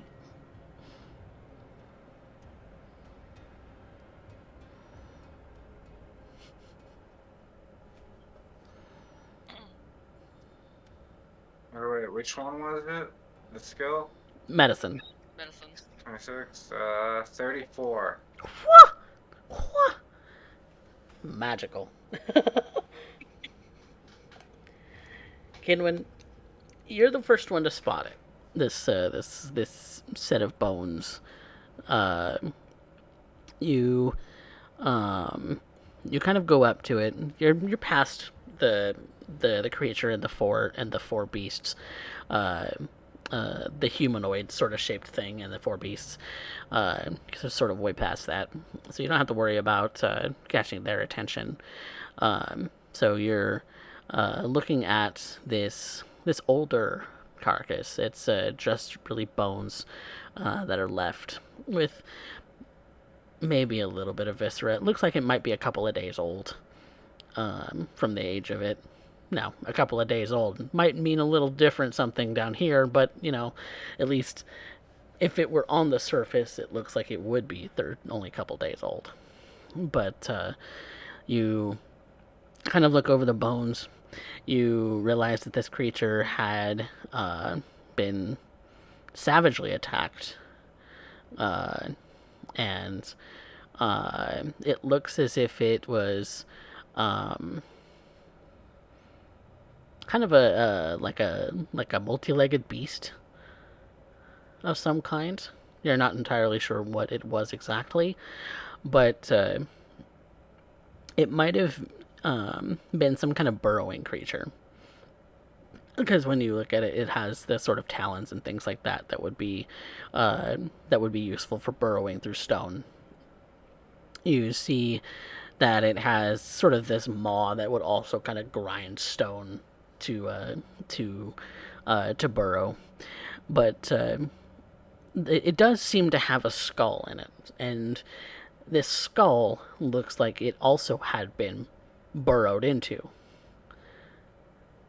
It has a hole in it, and all of the insides of the head look as if they had been scooped out through that hole. So it's like this thing ate the brains and the eyes and everything else inside the skull of this creature as well. Where there's also bite marks all over the rest of the body. There's also instances where there's like broken limbs, broken ribs, that may have happened post-mortem as this creature was being devoured. And so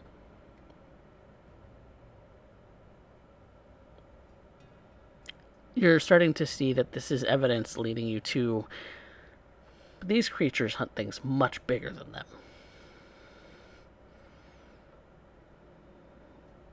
And much littler than them. They'll eat just about anything.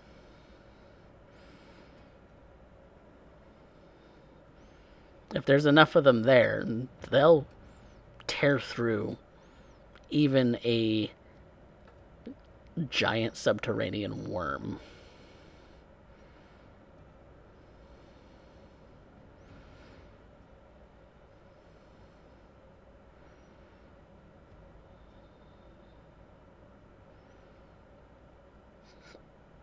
And that look on your face is kind of the look that I expect that Kinwin's having. It's very terrified. That's definitely not good.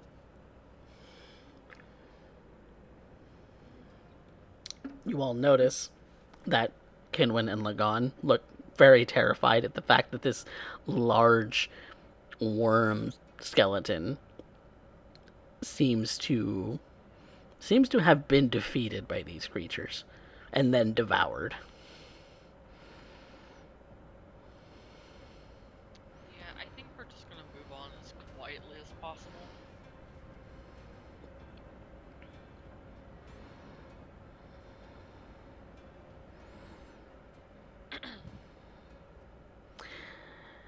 Moving along.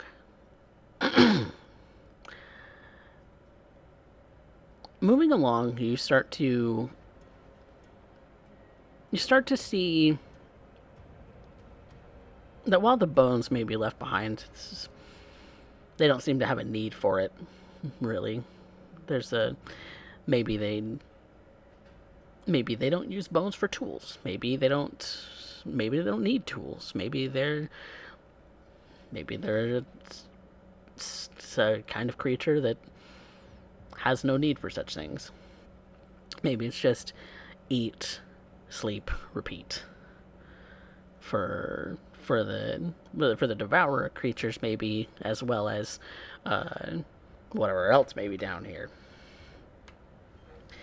And so, but as you're kind of traveling along, you do see that eventually you come to some paths that have been frequently walked. You get distinct evidence that that these are trails in these subterranean tunnels. And because there are trails that may be frequently walked, you may be coming close to the nest.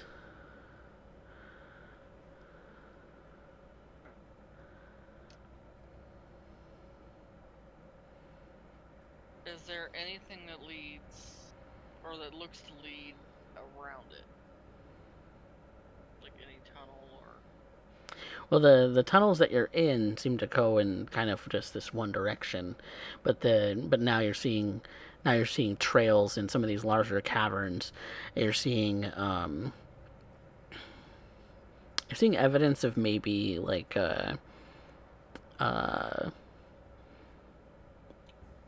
things that have been dragged, like stone or any other kind of something dug out had been dragged somewhere. Um, like a mine.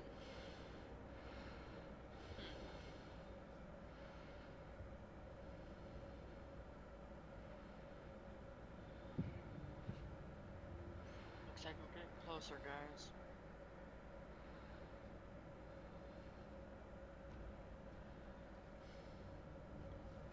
Try to be quiet, but be ready. And you do see. Oh, go ahead.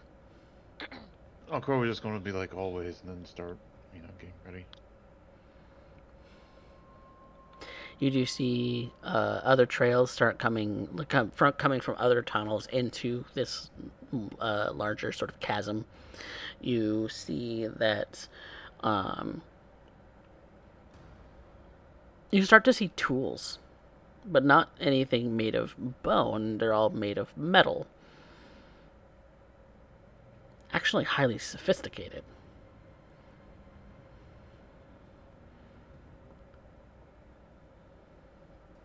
Like you're aware of like iron and steel and mithril and all of these other kinds of metals that are used in the creations of tools and armor and weapons and things of that sort. And the metals that you're seeing now look similar, if not more advanced than what you know. Oh, joy.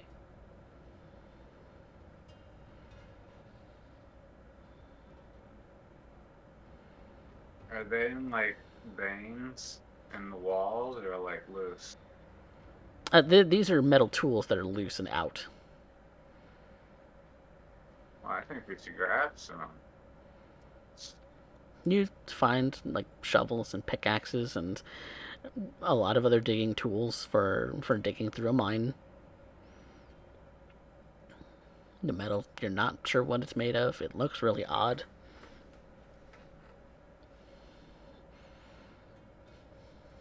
So, you have those in your bag now.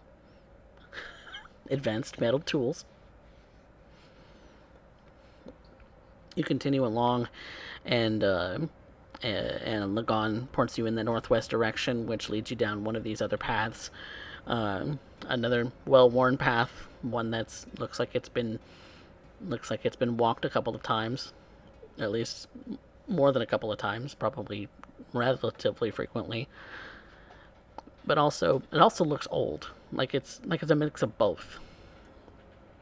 You start to see some of these paths now have like metal plates and walkways as you're continuing to you're climbing upward a little bit now, uh, kind of in an upward slope up this particular tunnel, and you find you come into a space that looks like a room that may have been like built into the rock, but also had it reinforced with not wood beams, but like metal beams and uh, metal plates on the walls and things like that. And what you kind of see along the wall as well is that there are like machines that look like they're for storage of a liquid.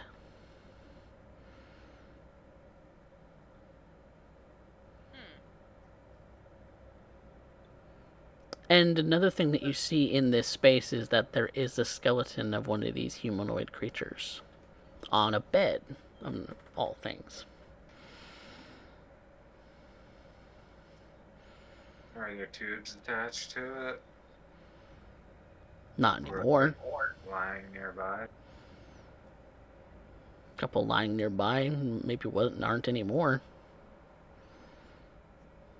The suspicion those canisters are blood.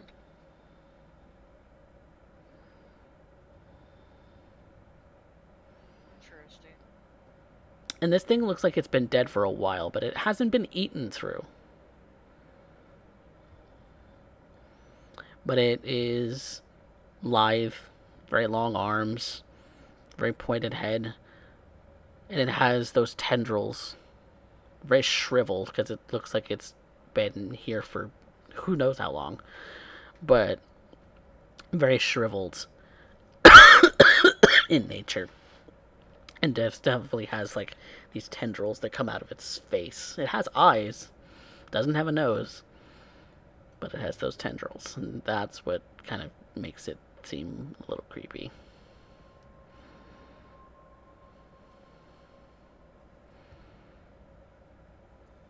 Wonder how long that thing's been here.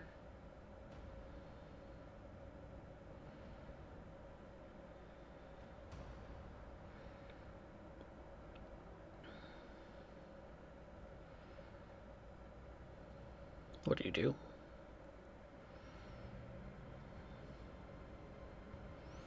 I say we just move on if we can. There are several exits to this room, so there's several doorways to pick from. Whichever one is the closest to the direction we need to head. Okay. Lagon keeps you on that right track.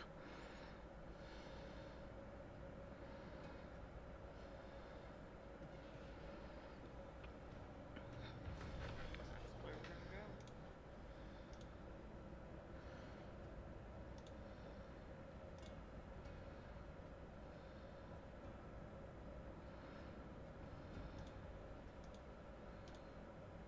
Okay.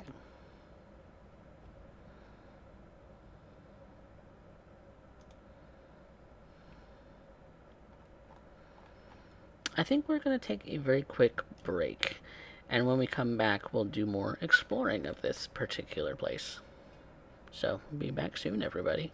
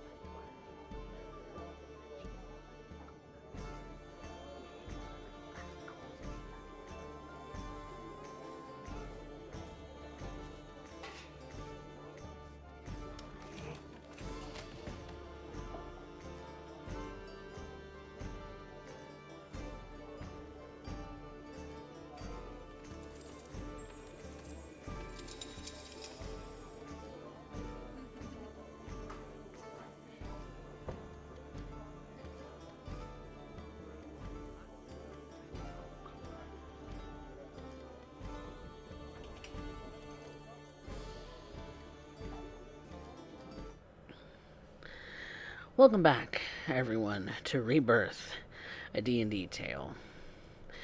Where we left off, our party of adventurers, the Lucky Sevens, had started stumbling across rooms inside of what may have been a mine at one point, or may still be a mine. They've come across a room with a dead body, one that looks like it's been there for quite some time, some sort of chambers in the wall that kind of look like they would store liquids of some kind, and the formation of rooms in the carved into the rock and reinforced with metal plates for walls, for floors, and metal beams for support.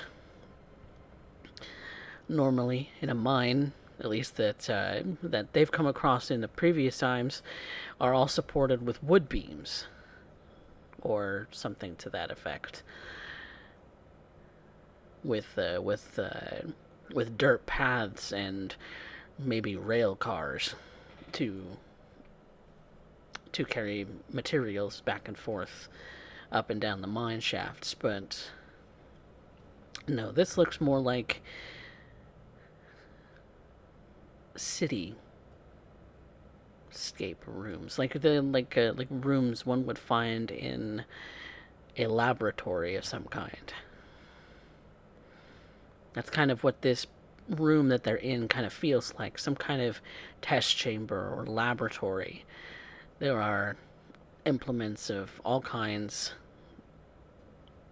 things that they assume their purpose is, and things that they have no idea what the purpose is at all. And so, there are likely more rooms ahead, as they suspect that this might be the nest that the matron may have been talking about. So, Lucky Sevens, there are several doorways that lead out of this room and into maybe more of this place. What do you do?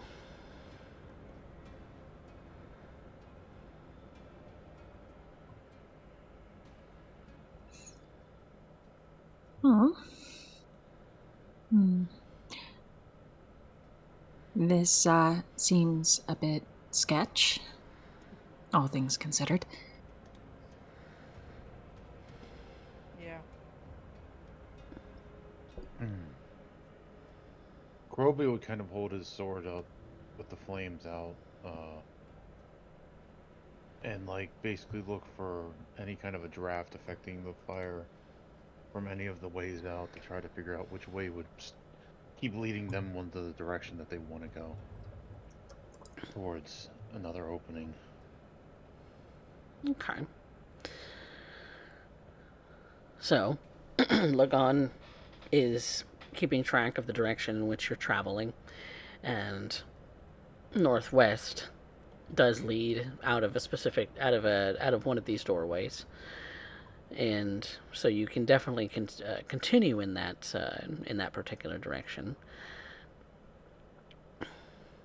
What is the marching order? Yes, marching order would be nice. Probably as usual, Kurobe in front, followed by Vanya, Arya, Kinlan, and Lagon, with Zephyr by Vanya. Okay. I'm Give me just saying that because that seems our typical order. Yeah. Let me see. Do I have extended spell? Do I have?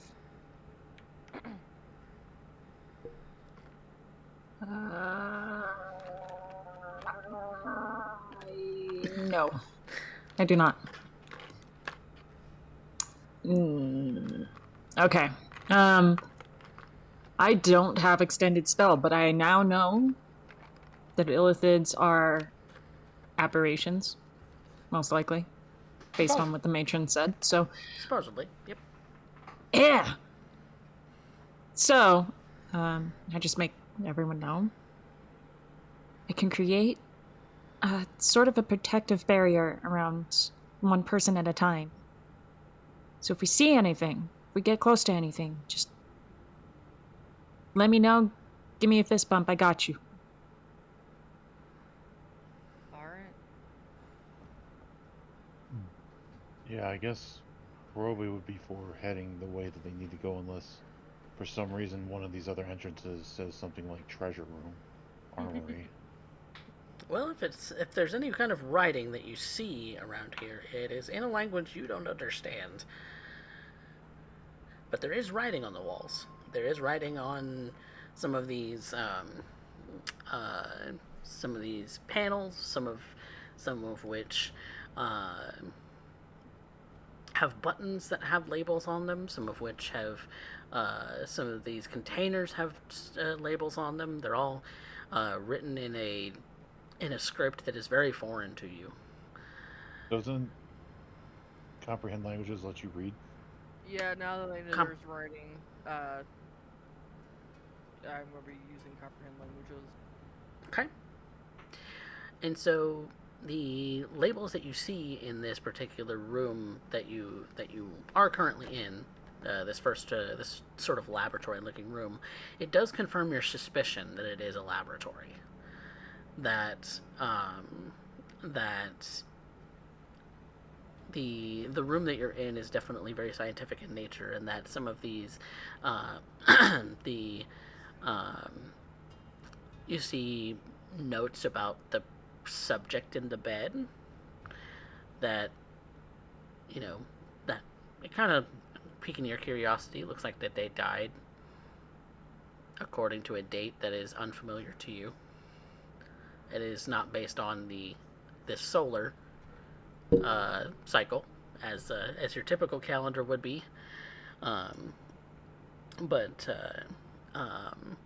you look at the storage sort of containers on the wall. They uh, they say things like uh, it's like a name and a date, almost like these are pods for incubating, which is a weird concept to you. That maybe that's how children of this species are made.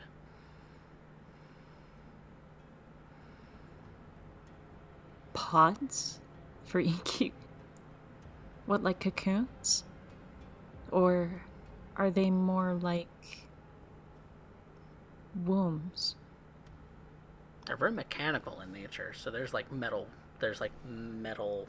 on like some of the sides, and there's like uh, a glass sort of pane to look into, and the rest of it is a machine with tubes and buttons and all sorts of other sort of things. And Vanya, you kind of look at the look at the different buttons and tubes and things like that, and it's all labeled in a very like an on and off button. That there is a kind of like a readout for like temperature management, but they all seem to be powered off. They don't have power right now. Arya is perplexed. She's going to. You say these are like tubes. There's glass and whatnot withholding them. She's going to just kind of like she's going to touch one of the glasses and hold her hand away. And if it doesn't respond, she's going to just kind of like cup her hands around as she looks into the glass to see if she can see anything in the water or. It's very murky fluid. liquid. Yeah, it's very murky. But you kind of touch it, then there's there's no real response or anything. You kind of press your face up close to see if you can see through the murky liquid. It looks empty. You can kind of see the back of this pod once you get your face up close. The back is made of metal. There is kind of like tubing on the inside that looks like it would connect to something. You get it all just feels really weird, and for some reason, you can't shake this feeling like somebody's watching you.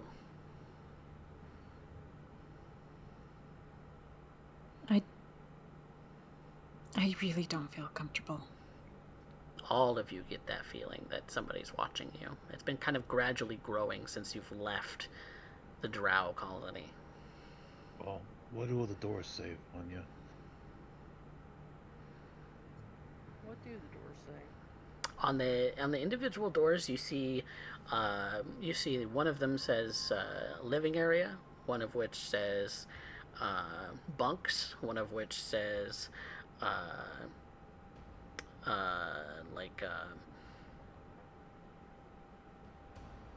main hall, and another says elder's room. Which way are we? The door that we were going to go through. That was going to be the living area. We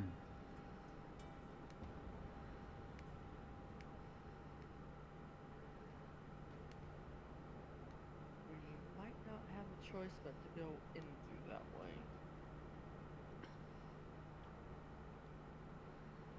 And just as you're saying that, there is a creature that kind of comes around the side of the that comes in from one of these entryways and looks perplexed that you are there. It's very tall, as these doorways are also very tall. Its eyes go wide, and it looks like it's gonna go either press a button or run back into the room where it came from. How far away is it from me? This room isn't terribly big. It's probably about 60 feet from you. Could I make a dash to try to restrain it? You can make a dash, but a restrain is an action, so that would be a little too far for, unless you're going to spend your action surge now.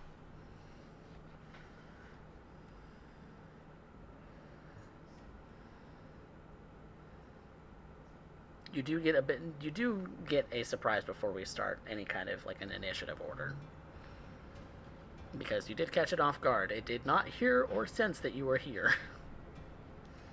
I basically wanted to try to make it to it and either scare it away from the buttons, and maybe it's startled with how fast I move to try to be able to basically grab it and restrain it. That's what I'm trying to do. So in this one round, you do have your regular action economy, which is you have your 30-foot move speed.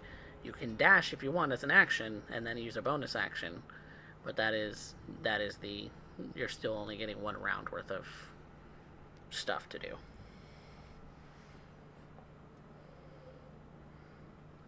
So you can run up to it and spend a bonus action to do something else, but to grab it specifically is going to be a full action, so you would need the action economy to do that.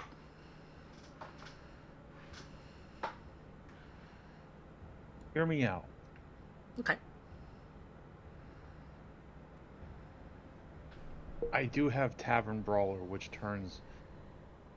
I can do a grapple as a bonus action. But usually it's only if I do an unarmed strike or an improvised weapon attack. Right. During my turn. Right. Which you don't have the chance to do. Well, it's worth a shot.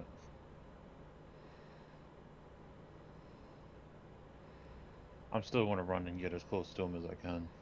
Okay. That's easy enough. What's everybody else doing?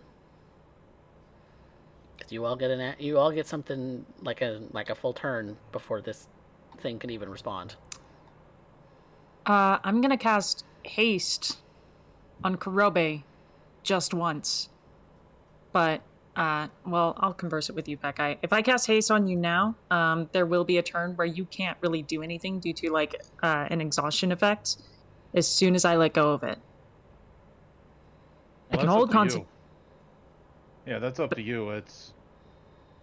If you would do that, then I would definitely make it to him, so... Yeah, that would be doable, yeah. Let's hit it. As soon as I see Kurobe kick his heels, I'm like, boom, haste. Okay. So that does mean, Kurobe, you do get that, you do get your double movement speed, so you are able to just use your movement to get to him. You get your normal actions, so you can attack him if you wanted to. You get your hasted action, which can be an attack, and your bonus action still. I will use my first attack as a grapple. Or first, I'll start off with the hasted attack as a grapple. Hasted action can only be used to do an item, an attack, or Correction. Hasted action can only be an attack, one weapon attack only. Dash, disengage, hide, or use an object action. right. As read from the source. Okay. Well, You can use your hasted action first to attack him. no, I'm just going to use the first attack of my attack action to try to grab him. And that would be just like an unarmed strike, right? So the way that a grapple works is it is a contested strength check spent as your action. So you don't get 2, you get 1. Look, for you, every illithid is a fucking nerd. So I think you got it. Yeah, so it's an action to do. It is a contested strength check. So roll a strength. Strength check would be an athletics as well. So you could use athletics.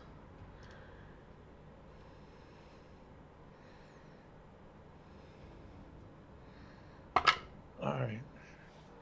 Is that a homebrew rule then? No, that is the grappling rules. No, it's not. It's a special melee attack, and if you get multiple attacks, it just replaces one of them. Okay. Well, I will take your word for it because I don't. But no, want to we'll spend time rule it like you want, and I'll show you after. I'd rather do it that way so that. No, if I'm wrong, then I'm wrong. No, but I don't want to pull up the rules and do all that right now. I just remember differently than you, and I'd rather rule in your favor in case I'm wrong. So, because it's easier to nerf me, or it's better to nerf me than give me advantages I shouldn't have. Okay, just roll it. Alright, so that is a 28 for Yeah. my athletics. Yeah, easy enough. Easy enough to grapple him. He is grappled. I'm going to basically pick him up and drag him in over towards Vanya. Okay. If he does anything that looks like he's going to be hostile or like cast a spell or attack, I'm going to break his neck. Okay. Just so this is spending your hasted action to dash so that you can drag him using extra movement. Yep. Okay. Which is easy enough. And then your bonus action. I don't really have anything, I don't think. Okay. So that's that. So you're dragging him over to Vanya. Yeah. Okay, so you can do, since dragging is half your movement, you only get the first 30 feet, which is easy enough. Vanya can be able to meet you there. Yep. Which she would after having Lagan use tongues. Okay, Lagan uses tongues on you. That is his action for the turn. Vanya, you have something to do.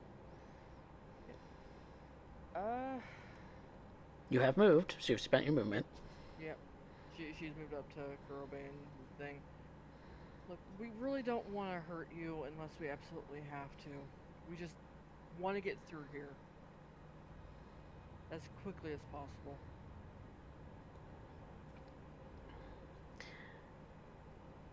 Okay. Who else is doing something? He doesn't have a turn yet, so. I'm maintaining concentration on the haste for the time being. Oh, you spent your action to cast haste. Okay. And Yeah. Kenwyn. It's only Kenwyn, yeah. Nothing special, just moving up towards them. Okay. Then he has a turn now. You all hear in your minds a shout. Alarm. In your mind. This is not something that he says out loud. Oh, there was. Okay, that's not good. I don't think he was saying that to us. No, I don't think he was either. And I think I need to do something else. I'm going to release. I'm going to communicate to Kurobe. Kurobe, I'm going to let go of the haste. You're going to want to be ready to handle this situation. He's notifying guards. You need to do something else, because if I have that during the fight, it would make it easier. I do need to do something else, because I don't want us to deal with brain jelly.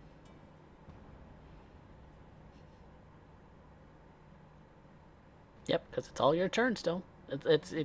You all have a turn now. He can't Yes, really do anything being grappled. He can't move. Yeah. So Okay, functionally, well, before she drops the haste, can I basically take all my might and slam this guy's head into the ground and knock him out? Roll me an attack roll. Would it be like an unarmed attack, or? It would be, yeah. Okay, so that would go off just like Tavern Brawl Strike. That would be a 19. 19 will hit. Roll damage. Okay. Do I get any bonuses because I'm putting all my strength into it? Nope, this is just a standard attack. So it'd be just like a unarmed attack then? Yep. Unarmed attack damage. Oh wait, wrong dice. I already hit. I need to figure out damage now. Alright, that would be 9 damage. Okay. Well, with that being said, now we need to kind of roll into an initiative. So give me 1 second here. you ever see those videos of squids? How people like squid fishers incapacitate or kill the squid quickly. And they just smack it and it completely goes white. Yep. It's the same imagery in my head. Okay, I'm just putting everybody in their place where they should be.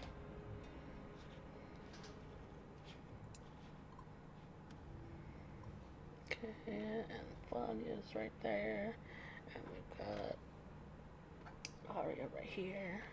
Got Zephyr right there. We got Kenwin right here. We got the gun right here.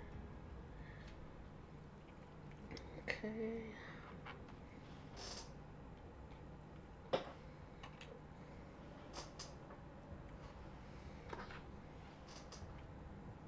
Two seconds, everybody. All right, you're done. What's next?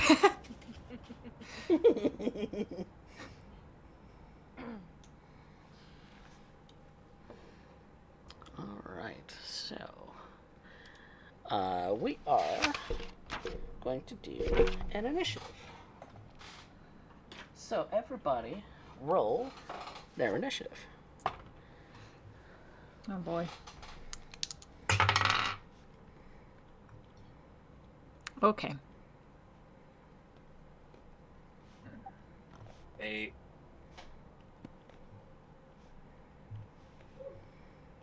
Actually, I got a 16 for once. I'm not at the bottom. Ooh, look at you. Normally, if it's anything with rating dex, it's just like, let's roll as close to 1 as we can since you have negatives, and let's see how funny it'll be.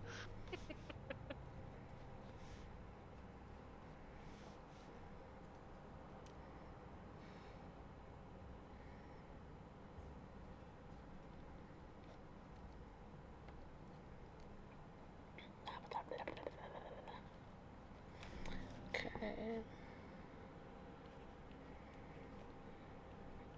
Sorry, I said Kurobe is on a 16? And Arya? 15. 15. So you get a chance before I let go of the haste.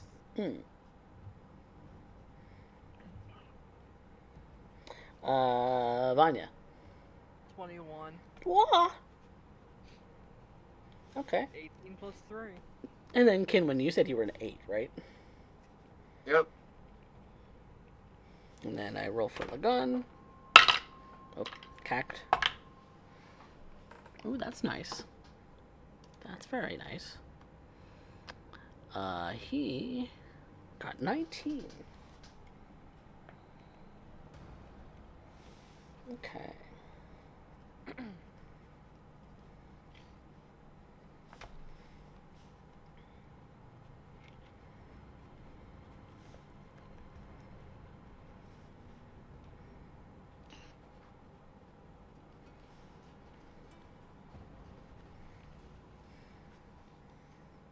Okay.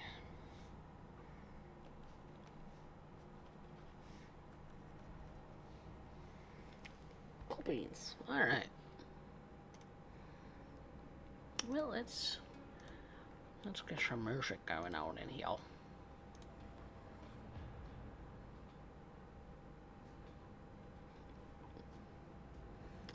Alright.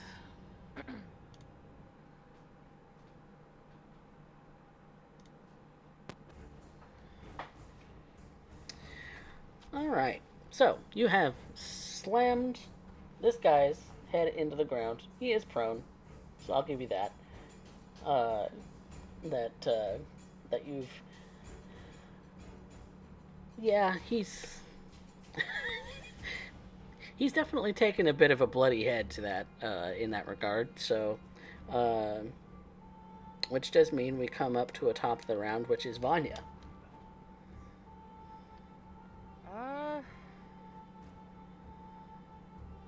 She's going to take a look at him, see what's going on. It's like in general studying him. Well, he got his head smashed a little bit by Kurobe, so he's a little bloody. Which is he knocked out or? He's not knocked out. He's maybe a little dazed. He's prone, so he's gonna have to spend some time to get up. But his blood looks a little strange. It's a little black. Sorry, cat. But that's what you can observe at a glance. I think she's just going to try and punch his lights out. Punch his lights out with an unarmed attack? Yep. Alright, unarmed attack it is. You would have advantage. Yep, you would have advantage because he's prone. Yep. Okay. Let me roll this other die then. Same number, dirty 20. Dirty 20, that hits. Go ahead and roll unarmed damage, which is, well, actually, for you, it would just be 2 points because it's a 1 plus strength. Yep. Okay. Well, you punch him where you think a nose would be. And it's kind of squishy. It feels really odd against your fist. Anything else? Like a bonus action? Or a second attack? Because you do have multi-attack. Oh yeah, I do. Yeah, I'll make a second one. Okay, roll for attack. Again, same numbers. 16. 16? Okay, you had a little hit. Yep, that's another 2 points. Okay.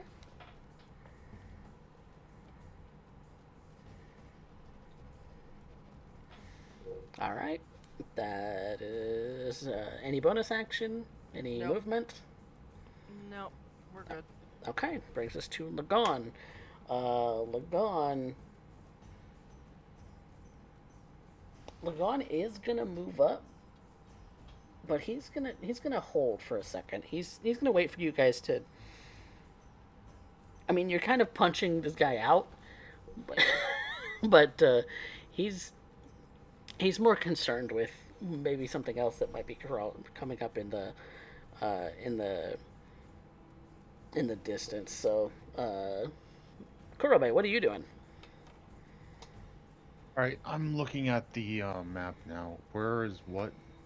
Okay, so you're right here. Yeah. The guy you downed is right here. There's Vanya. There's Zephyr. There's Lagon, and then we have Kinwin and Arya kind of back here at the entrance of the room. Do I hear commotion coming down a hallway like guards? You can make a perception check for it. Sure. I would definitely like to know where they're coming from because that will determine what I do. That will be a 23. Okay. Yeah, I'm going to consider that as a free action. That's you do hear something. Whether you can consider it footsteps is a little questionable because it doesn't sound like traditional footsteps, but it does sound like something on metal, Okay. which Then you can assume that the rooms beyond are metal floors. I would just be like, all right, I'm going to go deal with whatever that is and what's coming. Just follow when you can. And I'm going to, since Wait. I'm hasted, No, I already told you I was dropping the haste. I know, but I still have Okay. it right now. Yeah, you do. I'm going to turn into a Beyblade. And I'm going to use my double movement to basically head towards where the sounds are coming from. Okay, so that is the door in this direction. So you get to the door and you do see that there are a couple of individuals over here, and you see that there are a couple of those sort of brain beasts with the big mouths. Okay.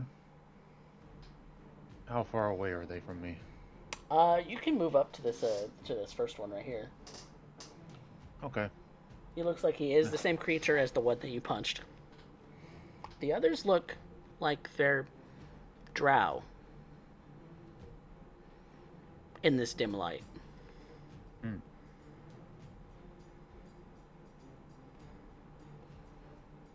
Well, I would definitely go after the one that looks like them because, well, he can eat my brain. So I'm going to start off with a round of attacks. All right. So you're also using your hasted action for an attack too. If it's still alive, I'll consider it. I might use that to move, but Okay. Go for your first two attacks. all right. First attack is 18 plus a lot. Yep. And that will be. I have to roll that. 9. Plus. That's 16. Unless fire damage matters. Nope. Okay, so I'm just going to give it to you in batches. Is it still alive? Sorry, what was it? The total damage? 16 total. 16. Yep, it's still alive. Looks plenty hardy, Alright. actually. This one might be an actual card. Natural 20. Blah! So he's not going to like this.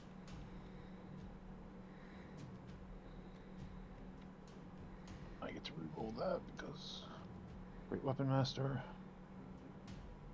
So that, he definitely is not going to like this. Oh shit, that first attack was not a 16.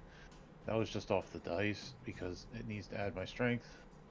So that instead of that, it is a 22. And What? this Hang on. So it was 16 plus what? or is plus 6. Okay. Because I'd already worked it. So. Sorry. I forgot my strength, bonfire, and my weapon bonus. Okay. This would be.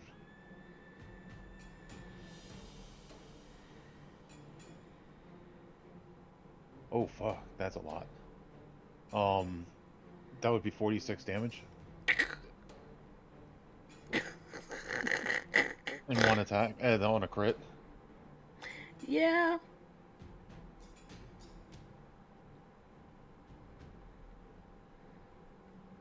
Yeah, that's a lot. That's a lot. That's a lot. Yeah. Okay.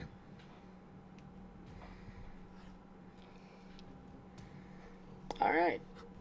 Is it still Hasted alive? action. Yes. And that's another attack.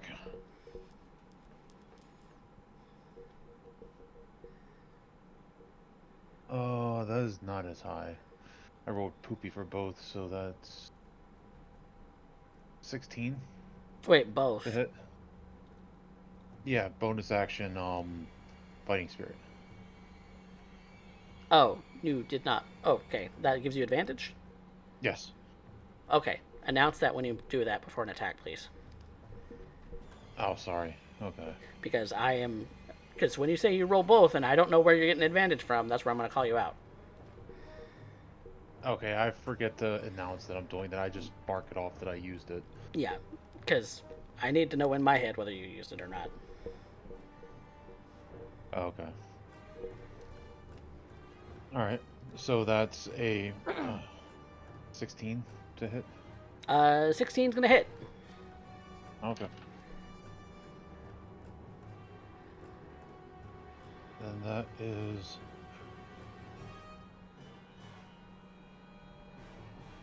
20 damage. 20? Okay. He's looking rough. Action surge, might as well. Oh, All right. wait. Yeah, because that was my hasted action. Yep. 2 more attacks. Alright, that's on 15 this time. 15 will rolling. hit. Oh, damn.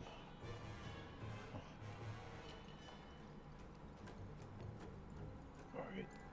That is 9.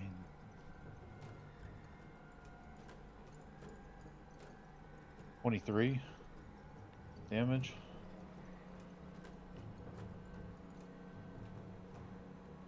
Okay. Second attack.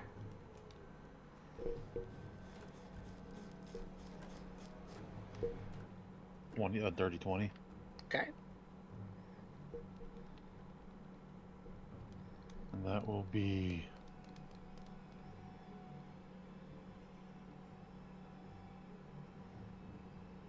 25 damage. Okay. He's hurting. He's hurting a lot because you are moving fast. But he's not dead. That's all for you because you used your bonus action for fighting spirit. So Arya. Mm-hmm.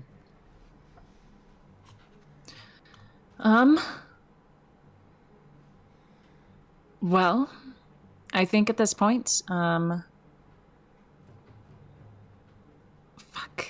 Kurobe is still out doing his thing, and I really don't want him to just be fucked in the middle of everything. I'm gonna maintain the haste for just another round, but I'm going to try and get sights on whatever it is that he's slicing up in the hallway. And you can move up 30 feet and get a good vantage point. okay, and I'm going to start just blasting off some magic missiles at. Let's do level 2. Level 2 on the one that Kurobe is fighting? Yeah, sure. Okay. Pew pew. All right. Pew pew pew. That's like four of them. 4 darts, 1d4 plus 1 each. Yep. Ah. So you can just give me the total if they're all going to the same guy. All right. Okay, we're at 5, 9, 12. What's 12 plus 5 again? 17. 17. Pew pew pew pew. And that guy is trashed.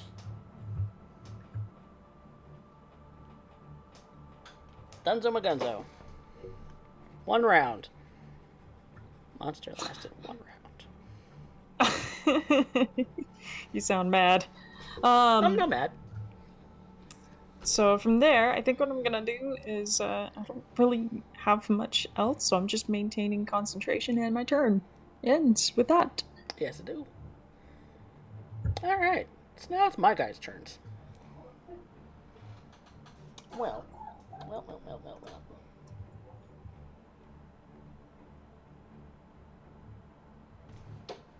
This guy does not like that Kurobe has made a mess of somebody. So he is, and Kurobe, what you see, and what Arya you see as well, is this one looks like he's drow, specifically a male drow.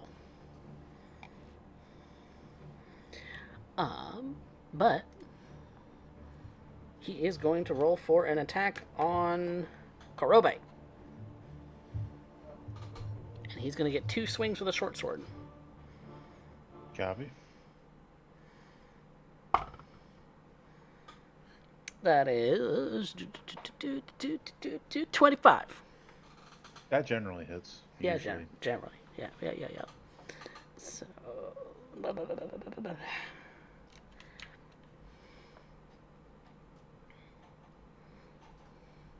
Ooh, there's also something else. You're not resistant to poison, are you? Necrotic, radiant, and cold. Okay. Good to know. That is 4 points of slashing damage and 10 points of poison damage. And he's going in for attack number 2. Okay. That is 16 plus 7. That hits. Okay.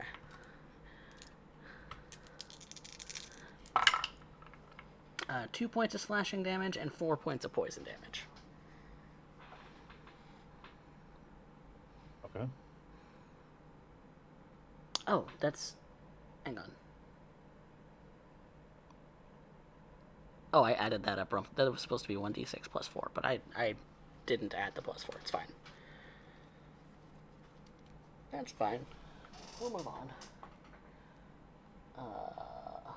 Then we've got this guy who sees Kurobe. And that's all he sees right now. So he's going to move up here.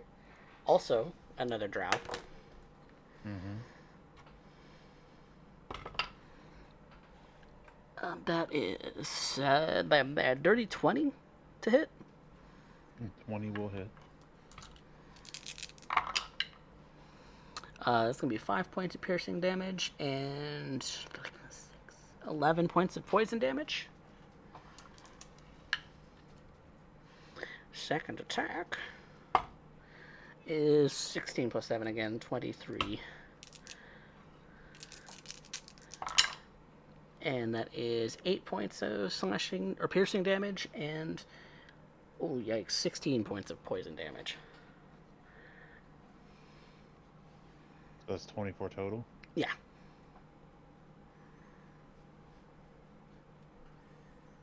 And they sting. They sting rough. It is not ideal. Yeah, Kurobe's looking a little bit worse for wear. Don't worry, I killed one of your guys in one turn. You get to kill me in one turn. I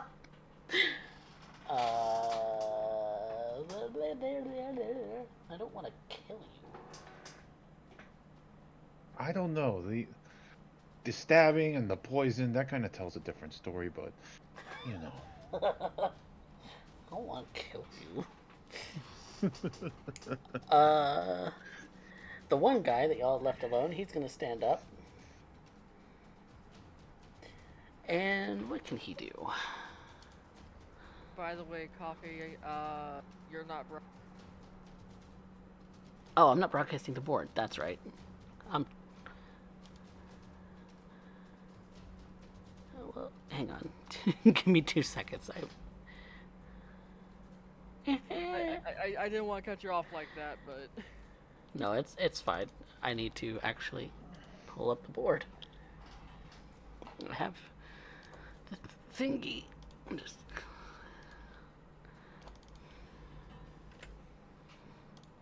Sorry, guys. Not did not mean to keep you all from enjoying the board.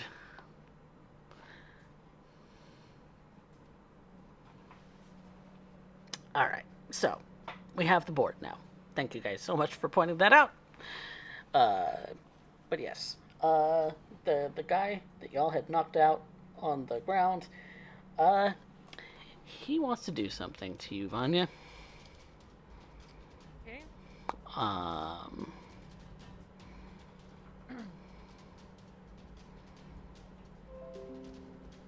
He is... What can he do?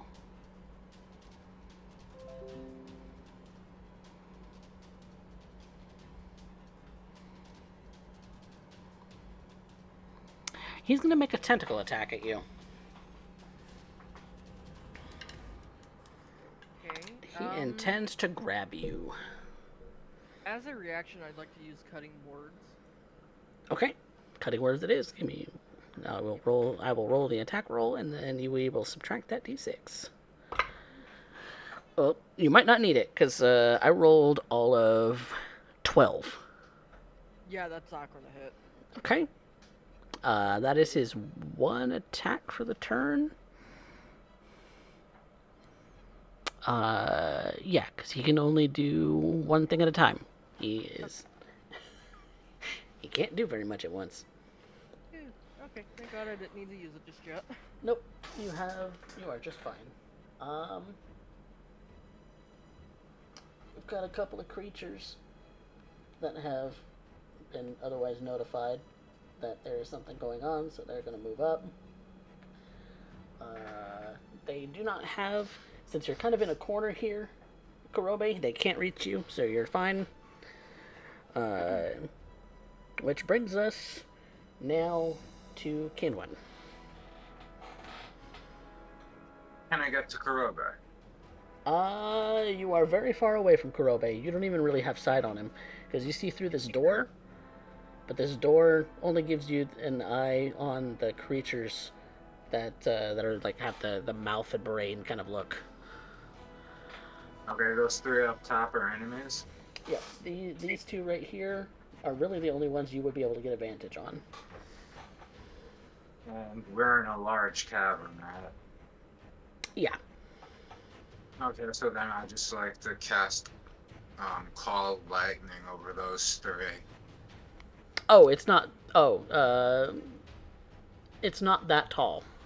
I will make a correction. It is only about 40 foot tall, as far as the room goes. I forget that I have to make that distinction. What distinction? Sorry, I had to take care of something. Oh, I was making a distinction for Call Lightning, that the room's not tall enough for it. Oh, okay.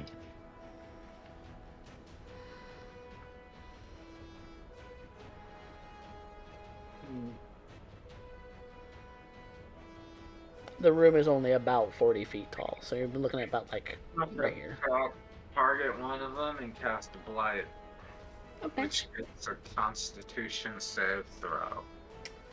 Get some good line of sight on them. Constitution saving throw on the brains with mouths. That's a 2! That's a 2 plus something. 2 plus 2 is 4.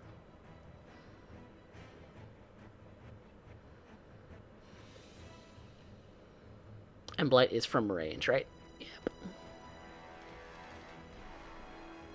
30 feet, yeah. Okay, yeah, you're close enough.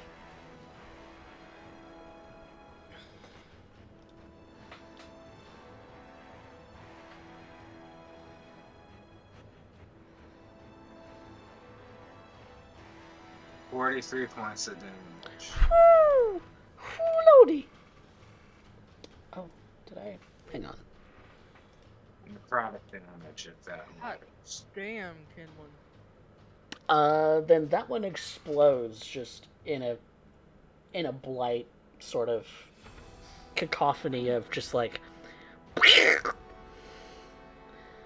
it just kind of swells up and then kind of just pops. and kind of has this kind of infectious ooze almost that kind of seeps out of it, because essentially what you're doing is causing it to die of a disease of some kind, and it just pops. In The a description actually says it drains moisture and vitality from it. oh, okay, okay. Well, then it sort of just shrivels up and withers, just all at once.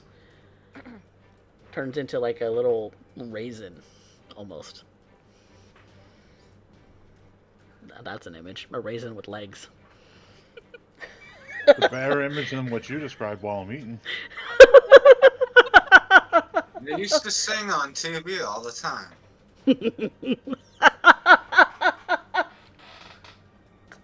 The California raisins. For those of you I'm old so enough to happy. know, I'm so happy I'm not the one old enough to recognize what that is. I completely understand. I'm old. Yes, it shrivels up basically into a raisin with clawed legs, and it dies. So that's that one. Immediately Dunzo Magunzo.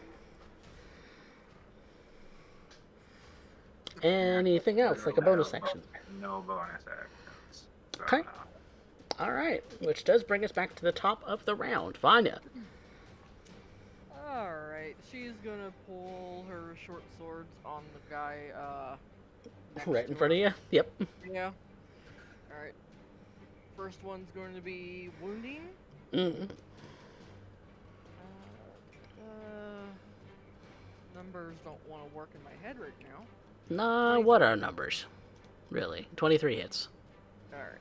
And this thing. That's a 6 points of damage. Whew. Hell yeah. Second attack is going to be with the normal. And that's a dirty 20. 20 hits.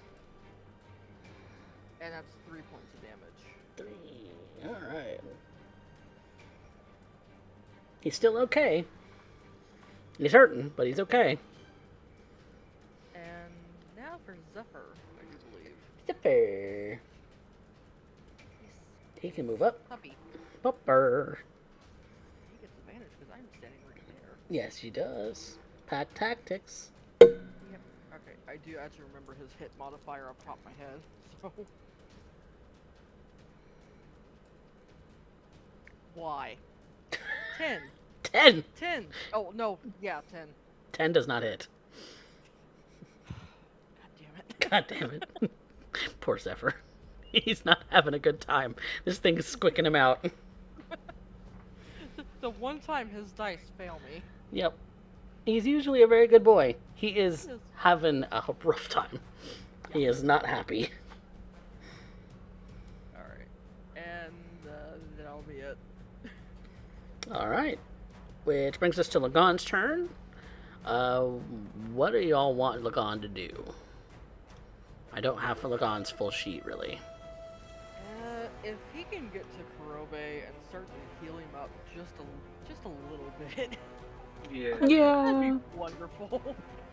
Let's see, does he... I don't have his full spell list. He has that on... on D&D Beyond and not on this. Give me one moment, I'll pull it up. Yeah, because if somebody has access to his sheet on D&D Beyond, that would make things a lot easier for someone else to pilot him instead. He's got Cure Wounds. I was just going to go off of what he already had prepared from the previous day, so... He doesn't have what's prepared, what's not marked. Oh. Not on D&D Beyond, at least. Well, Cure Wounds is usually a pretty standard go-to, and he would... So looking at the field, Kurobe is kind of in a corner.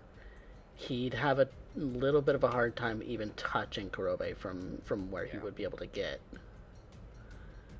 Yeah, because Because there's an enemy in the way, yeah. The only other thing he'd have would be the prayer of a healing Wow. Oh well. Brain, please. Now's not the time to short circuit.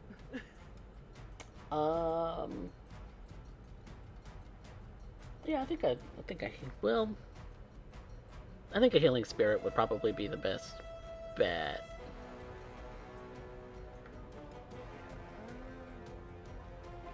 And he does not have.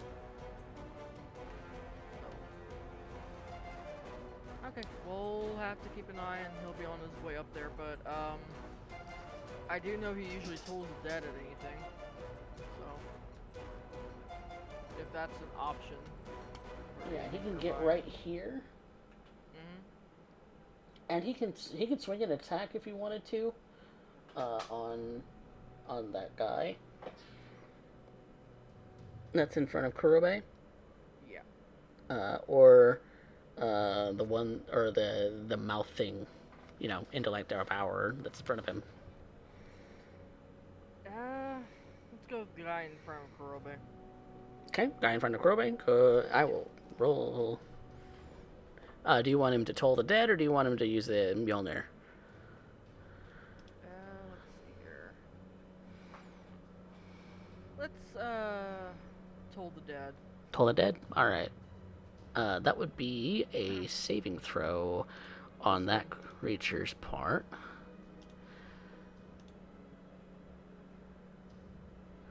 Okay. Which I believe. Yeah, it's one of the drow.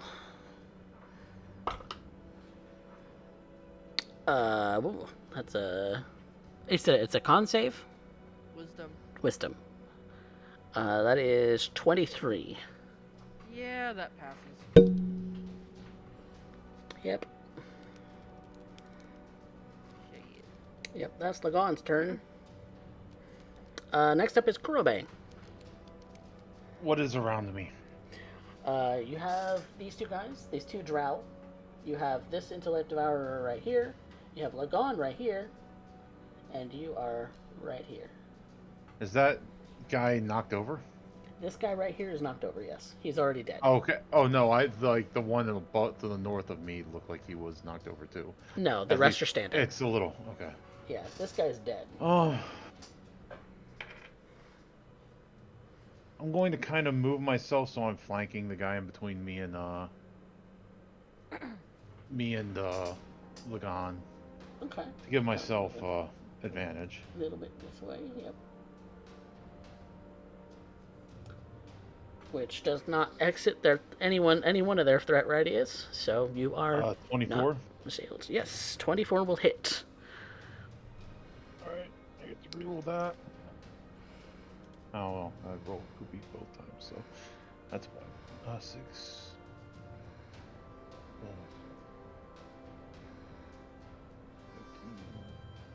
19 damage. 19 damage? Okay.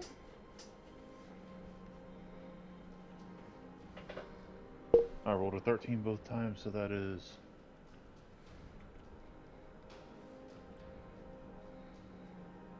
22 to hit. 22 hits.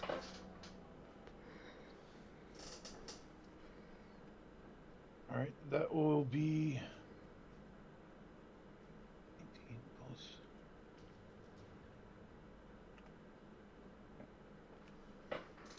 plus 24 damage. 24, okay.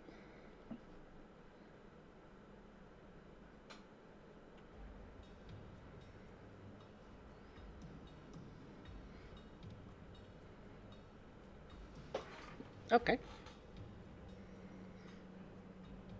And that's your 2 attacks. Yep. Bonus action? Don't really have one I don't think I can do. Double check. Oh, I'm gonna second wind. Second wind. Second wind it is. Alright. Arya.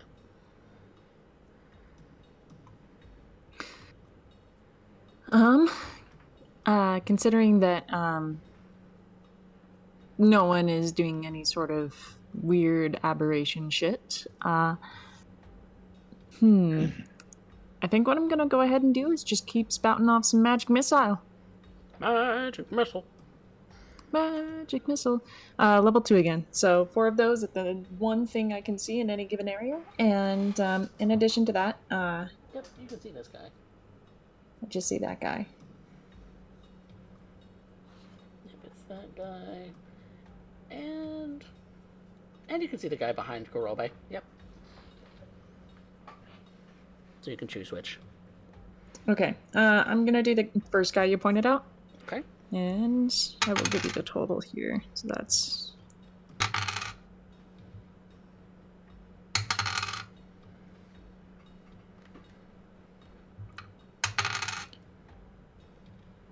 $17 again. 17. Alright. He's looking rough. Looking kind of rough. Good. And from there, I think what I'm going to go ahead and do is I'm going to move towards Kurobe.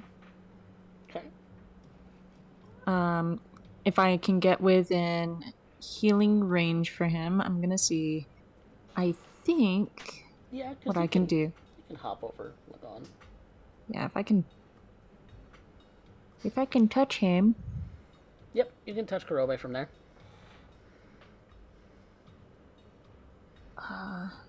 Cool. Let me see. I'm just gonna go over the divine healing things here. That's an action. Okay, I'm gonna hold that then. Hold off on it for next round. Okay. Yes. Alright. Any bonus action that you can think of? Actually, no. Fuck it. I'm gonna utilize Quicken Spell, and I'm gonna use 2 sorcery points so that my magic missile counts as a bonus action, so Okay. that I can use my actual action to heal him more with Healing Hands. Healing hands. The Clonk, ASMR clonk. thing. Yep. Yep. Hit points equal to my level, which is you get another additional 8. 8 points. Yep. There you go. There you Then go, just give him a Oh, pat you're on the back. ASMR? You got this. They actually redid that too in a different way. I didn't know which one. When I found that out, I made it so that was that. It's actually rolled based off of dice now. I'm going off of the flat hit points. Oh, either way, we built the characters the way they are, so not Yeah, even gonna worry about it. Okay. I asked Coffee beforehand if we could just build them based on what edition we were looking at and just Yeah. reference it, as long as we had the references. And that's basically Yep. what I did. Okay. And I liked that version better. Okay, Yep. so it's how many points? 8. 8! It's not a lot, but it's something. Hey, I will take all those hit points because I am no longer below half health now. Yeehaw! Yeah. Between that and my second wind, I'm looking significantly better. Oh, good. Fuck 'em up, boo boo. Well, Not for that- long because Coffee's about to stab me again. yeah, because it's my turn. Um. Yeah.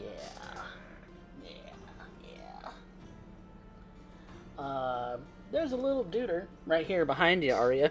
That's gonna go for you. He's going for 2 attacks. One with his claws, and the other to try and consume your mind. Claw attack is all of 17 to hit.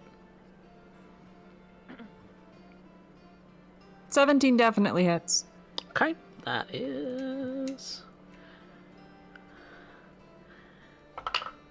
is 7 points of slashing damage, and then I need you to make a intelligence saving throw. I'm really glad you didn't target me with that. An intelligence saving throw. Okay. Yep. I also want to make a point. ASMR get this cool thing called Favored by the Gods. So, in simplicity, let me look at it.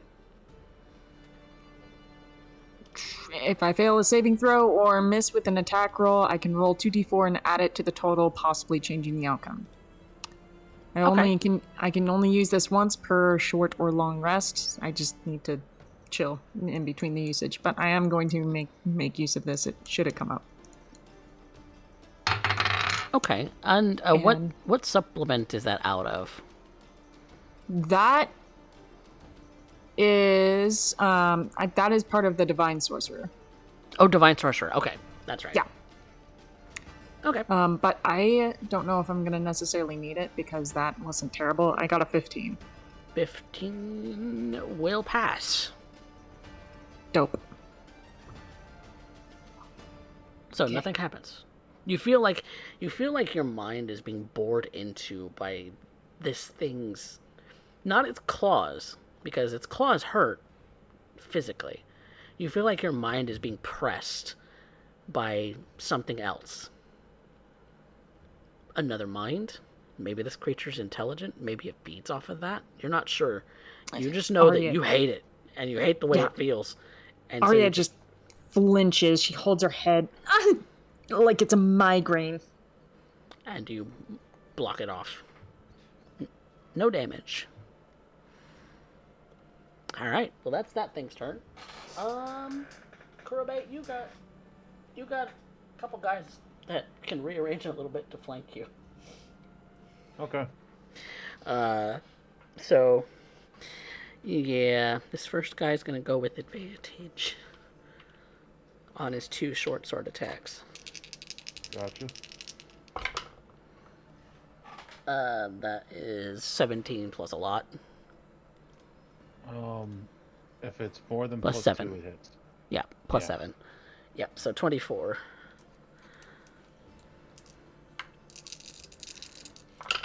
First one is 5 points of slashing damage and 7 points of poison damage. Since I don't have resistance, can you just total it for me? So, Okay. like, I can't think of math. My brain is no thoughts head empty. So 5, 12. Yes, 12. Okay. Second attack is a 17 to hit. 17 will not hit. Okay, that's that guy.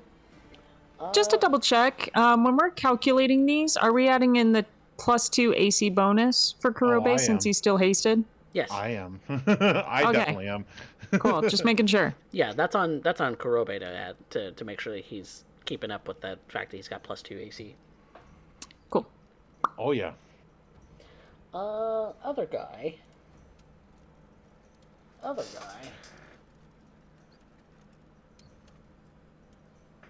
guy is getting a little bit surrounded. He does not like that, so he needs to down one of you real quick.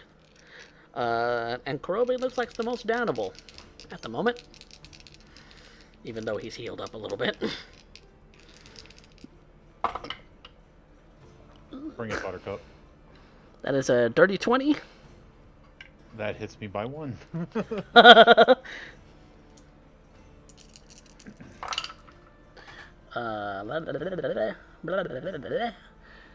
10 plus 10. 23 damage total.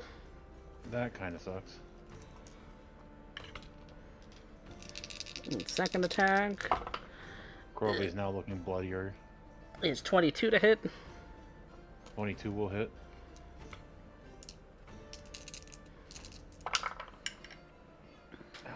How much poison damage are they doing with a D4 or D4 short swords?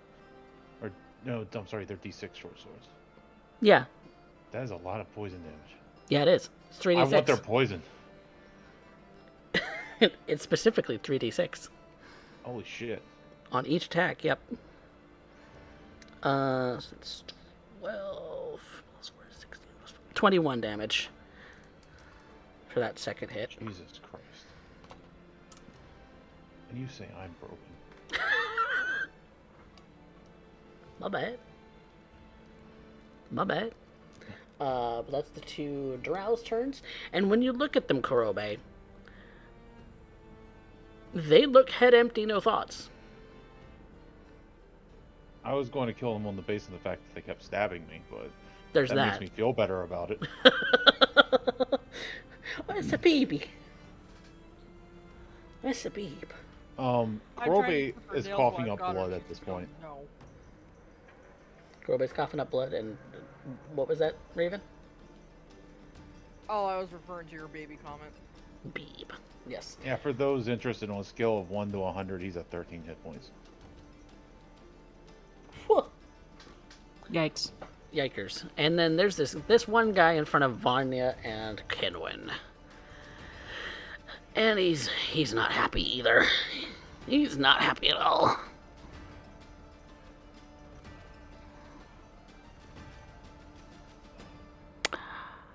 He's gonna cast a spell. I need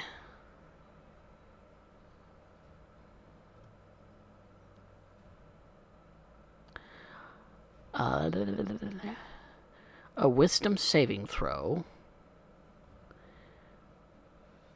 versus Vanya, but since you are an elf, you have advantage because it is a charm effect.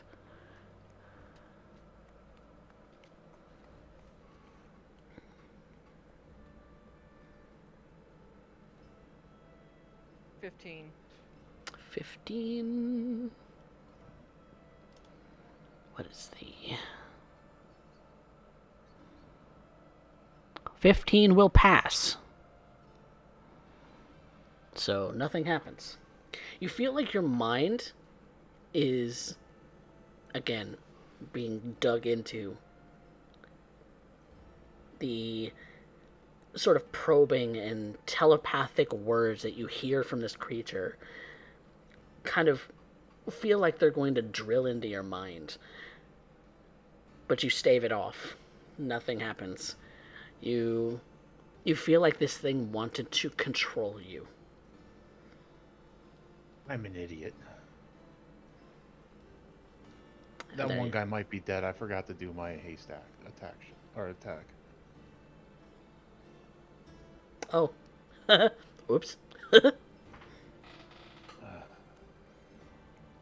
But that's all my dudes.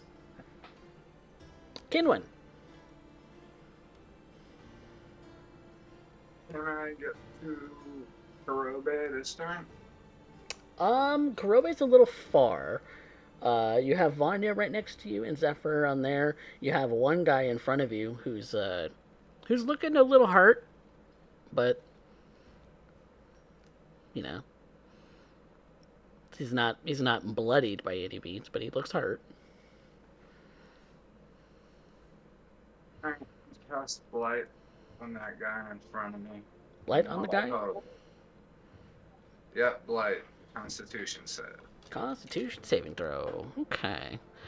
Well, it's not their greatest stat. That is all of 12. Doesn't I say? Ooh. Get him.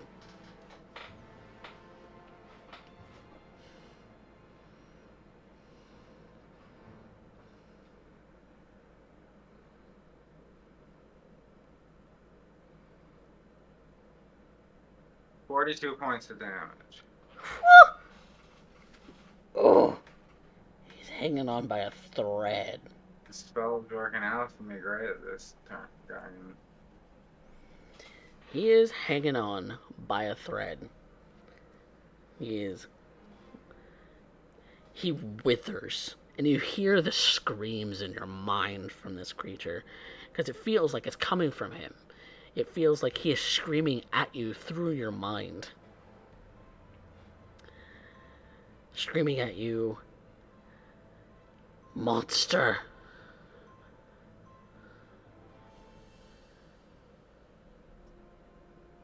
And I try to tell him surrender and we won't hurt you back through my mind, or would that not work? You can communicate back with him, actually. If you surrender, we will not hurt you.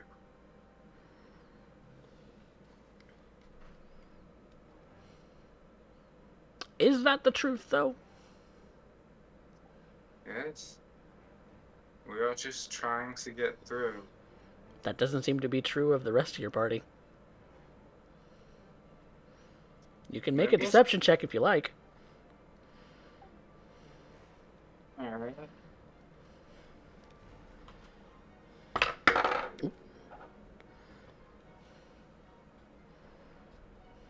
Dan. He does not believe you. You can tell. Somehow you can tell.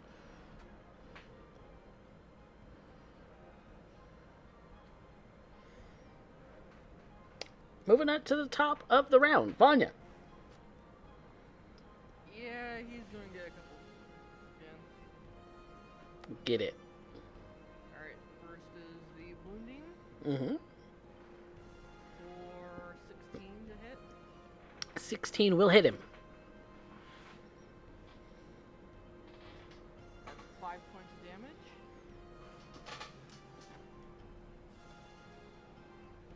The normal one, Mhm. offhand.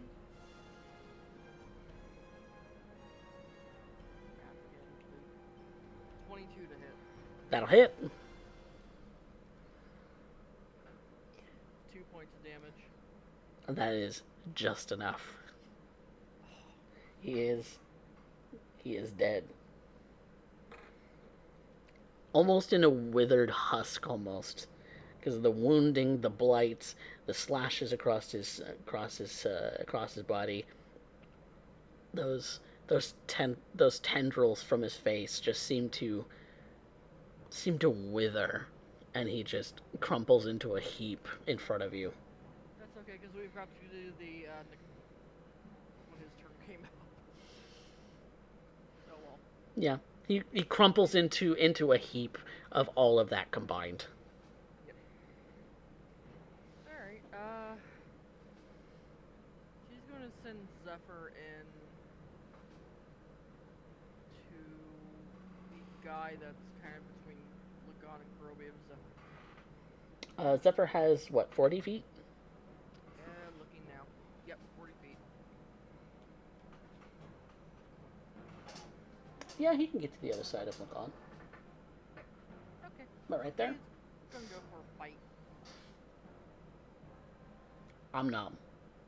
He's in front of this intellect devourer, so he can attack that, or he can attack.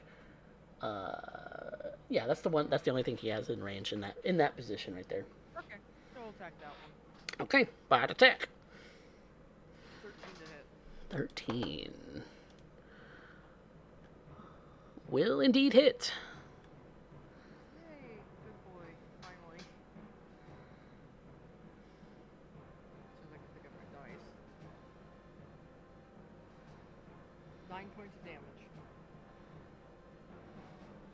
9 points of damage. Okay. And I'm assuming it's about the same size as him, so it make that throw.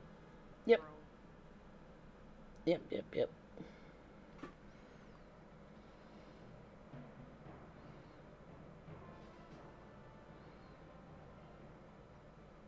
Okay. You said Strength. strength save? Yep. Okay. Ooh, this is not gonna be good. Nope, that is all of 11 minus 4. What is that? 7? Yep. It is prun.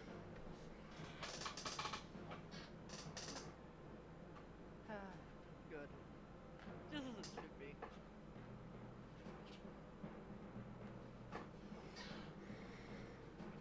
Okay, it's prone. And that ends it for me. That ends your turn. Lagon. What do y'all want Lagon to do? This time he's gonna swing with Mjolnir. He was running over to heal the Kurobe. Oh yeah, heal The Kurobe. Kurobe would like a heal. Heal the Kurobe, yes, that needs to be a thing for him. Okay, so he can actually get around this way now.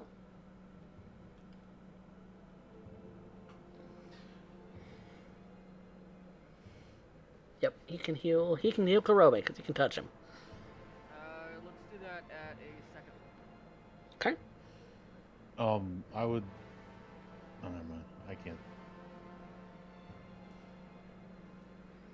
What is you said it's second level? Yeah, so it's 2d8 plus 5. 2d8. I will roll that if you'd like. Yeah, if you want. If you want my dice. No, I don't trust your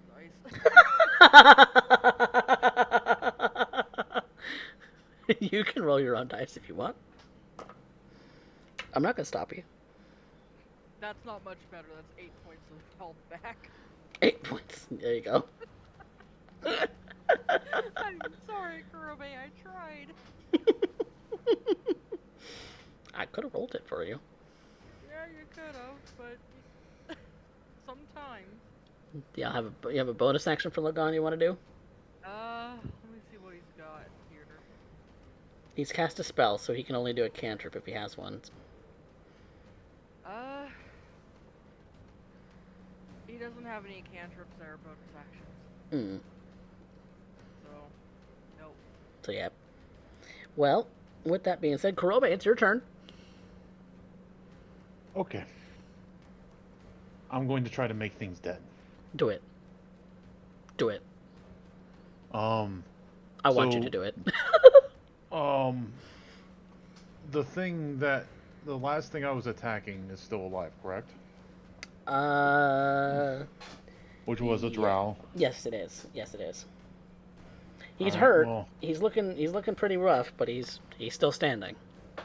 I'm going to use my bonus action to do a fighting yell because, I mean, I could get an advantage other ways, but I want the 5 temporary hit points more than that. Oh yeah. I'm trying to survive. Get it. Yeah, that hits. That's 17 plus a lot.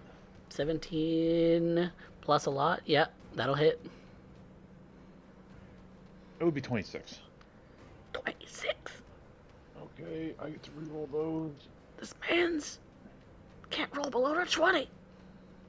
Oh, when you have, like, a plus 9. Yeah, because your strength proficiency, your +1 sword, yeah, all of that. Mm-hmm. So that is 9 plus... This is why adding modifiers to your swords is a big deal in D&D. Yes.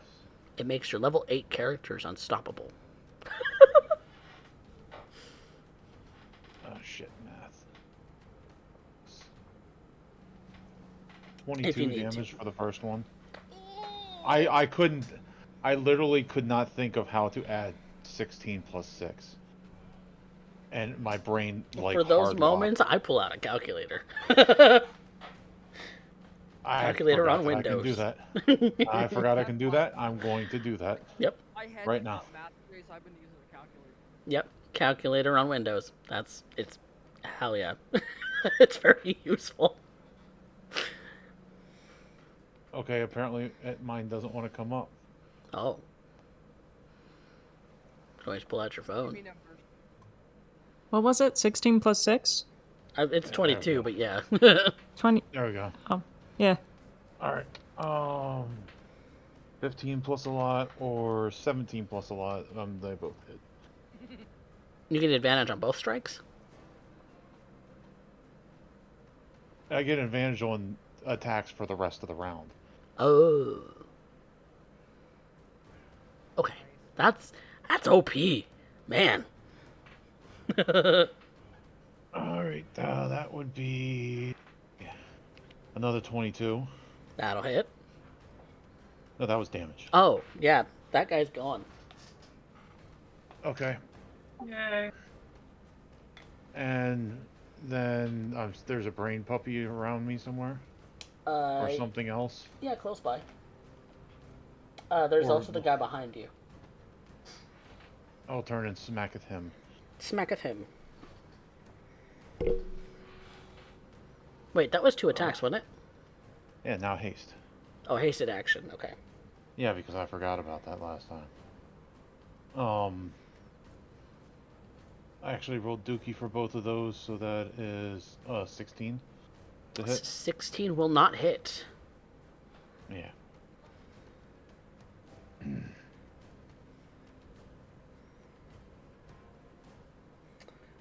Bonus action, Kurobe? I use that to do my fighting yell. Fighting yell. Okay. And so we move on to Arya then. All right. Still maintaining haste. What we got? What dudes we got in front of us? Okay, so you are right here. Mhm. And you got this guy behind Karobe. And the prone little duder behind you. Oh, there's a prone guy behind me? Yep, it's one of those brain dog things. Hmm. The devourers, they call them. I called it. Seems a downright shame. Be an awful waste. If you pull out a straight razor right now, I will be so happy. No. I'm just thinking to myself, like, how can I get rid of that? Because I want it gotten rid of pretty quick. I Meat I pies could do would not magic work in missile this. because it's always convenient, but I wonder if there's something that I have better, stronger power. If you have some kind of touch spell, maybe. No, literally, magic missile is the most convenient here. It is the best thing I got in the arsenal. I could do a fireball, but I really don't want to blow up Karobe in the moment. So I'm gonna use second level magic missile. Okay. Last one I got for Magic second level. magic missile. Get Pew it. pew pew pew pew. Pew pew. Okay. 4. Jesus. 9. 13.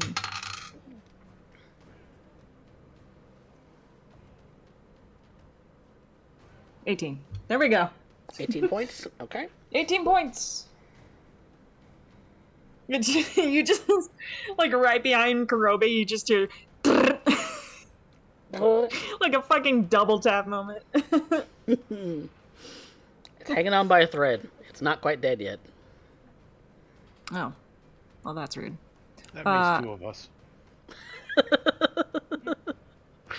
Let me see. And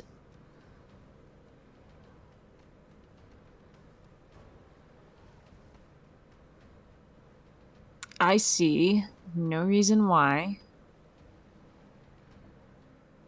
I shouldn't use another 2 sorcery points to make that a minor action so that I can cast another magic missile for another first level. I will say that leveled spells, even if you're quickening, do still have to be 1 per turn. You do have it's a cantrip and a leveled spell per turn, whether you quicken them or not. Oh yeah, because it just makes a minor action. Mm-hmm. It doesn't change the level of the spell. It just makes makes the action a bonus action.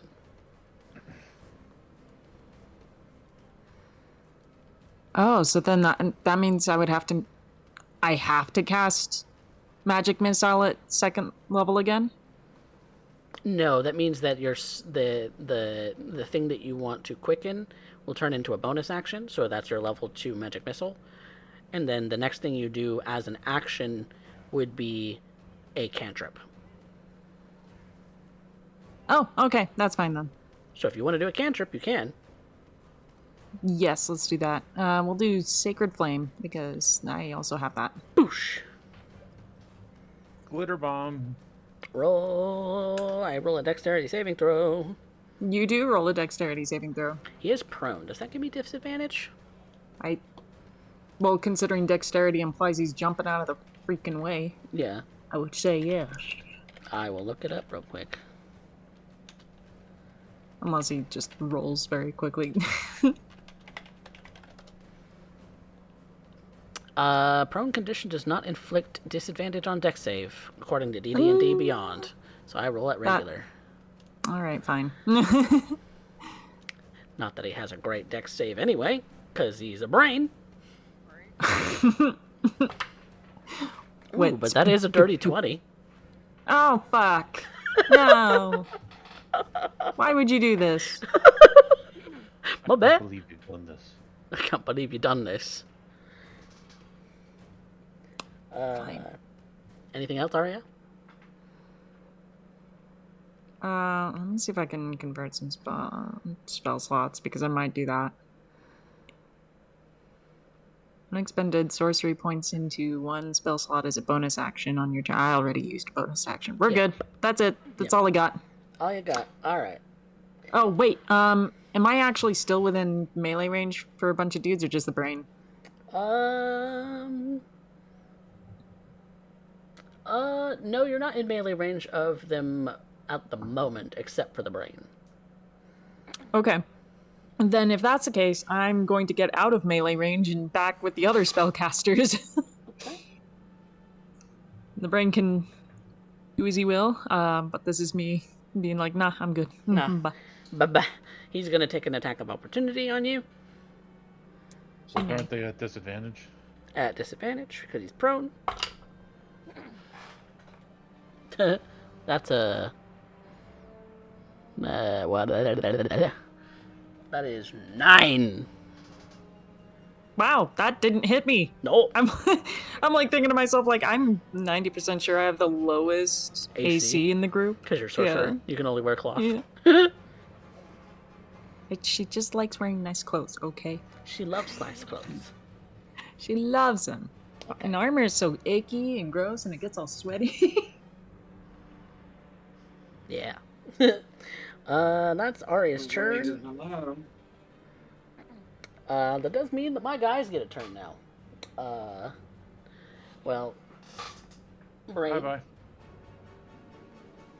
Brain is gonna get up. He's gonna attack Zephyr with a claw attack, because that's the nearest thing. That's cacked. That's 18 to hit. That hits. And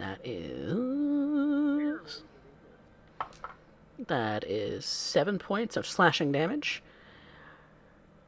Does Zephyr have an intelligence score of 3 or higher? Let me. Intelligence. Yes. Okay. Okay.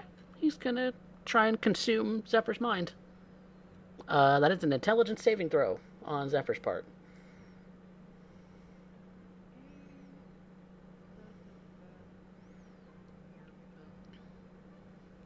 Sheets.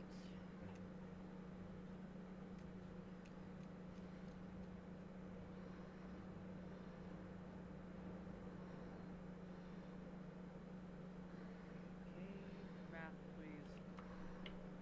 14. 14? Ooh, that saves.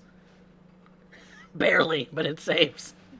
Thank you. His dice finally started acting right. Rolled 18 for me. Beautiful, beautiful. Alright, so that's that guy's turn. There's the one guy who's behind Kurobe. He's going to make attack rolls on Kurobe again. Because he's behind you. Well, I'm facing him now because I'm fighting him, but Oh, yeah. not that that matters of him hitting me. Yeah, facing isn't really all that all that big of a deal in Yeah. 5e. That is 15 to hit. Nope. Okay, he's going for attack number 2.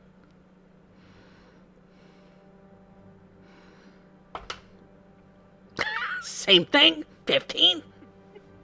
I can be grateful for the small things that they stopped hitting me for 20-something round.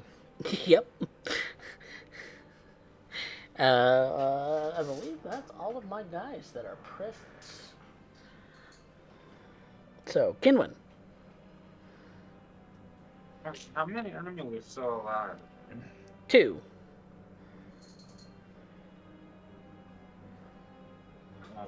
That's one in front of me. No, that's Vanya and yourself. That's Arya. There's this guy over here, which you kind of have line of sight on. And then there's the brain guy, which you also kind of have line of sight on. You can barely see them. They're like behind cover. I'd like to try to get closer to Lagan and get a better sight on the monsters. Okay, you can get right here and get a good look at both of them.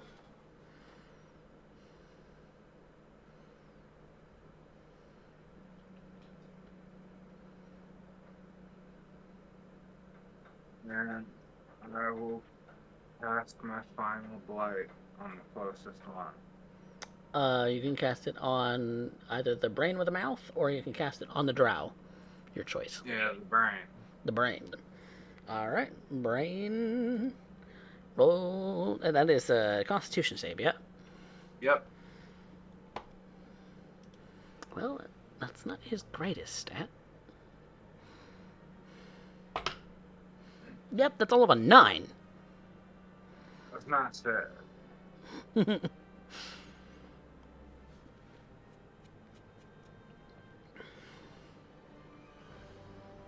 29 points of damage.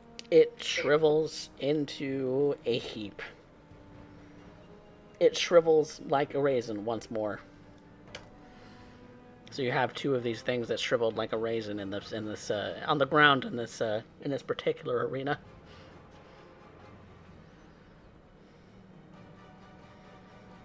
Anything else for you, Kinwin? Bonus action? Nope. All right, brings us back to the top. Vanya. If she can get into the doorway to see the drow, let's move her up this way. You can see him from here. Okay. She's gonna pull out the bow. The bull. Pew!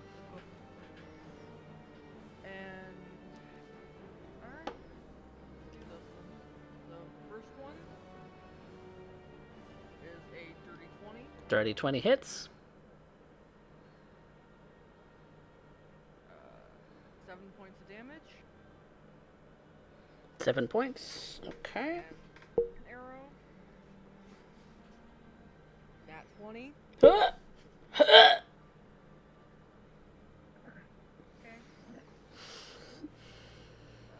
19 points. 18. Yep. And then Zephyr's gonna move over. Zephyr. Yep, because this brain dude is gone. And Zephyr can move over to the guy. And chomp.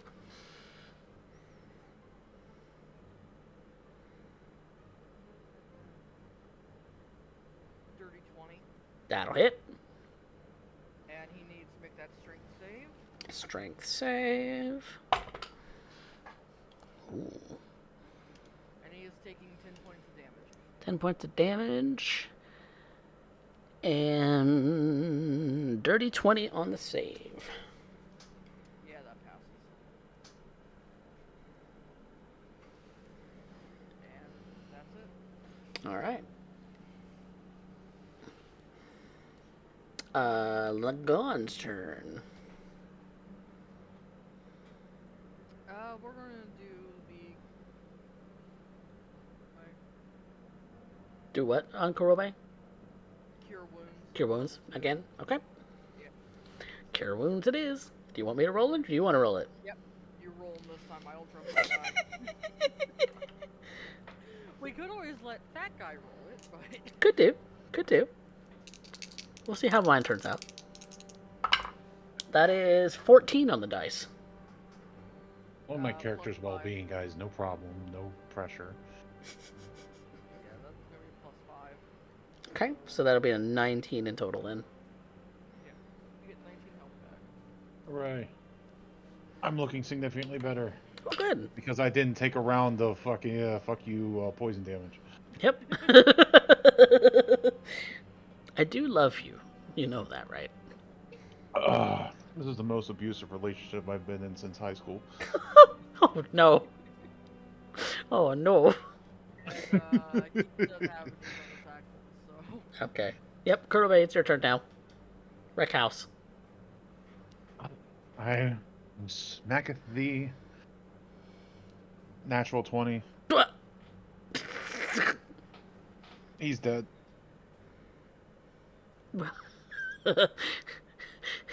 Well, if you can knock off a specific amount of health, then yes, he's dead. Okay, that is. Hold on, I'm pulling up. Fuck this, I'm pulling up a calculator. Yep, pull up a calculator. I completely understand. See, that's that. Plus.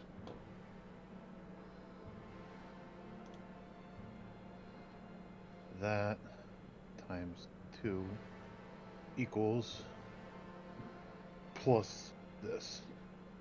That would be 42 damage. Ooh. Very close. Very close. Well, second attack. Get it.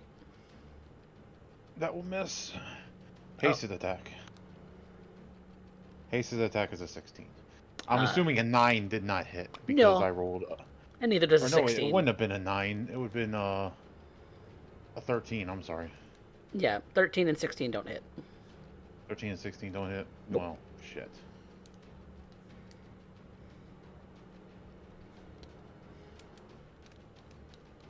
Anything else for you? Bonus action? Nope.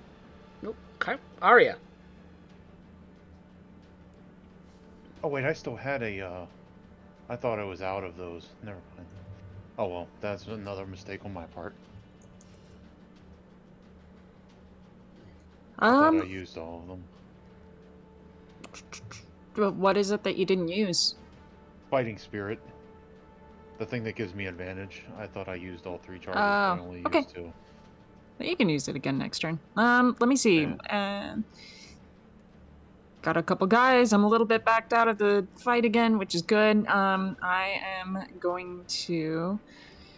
Got line of sight on the guy, though. I do have line of sight on the guy.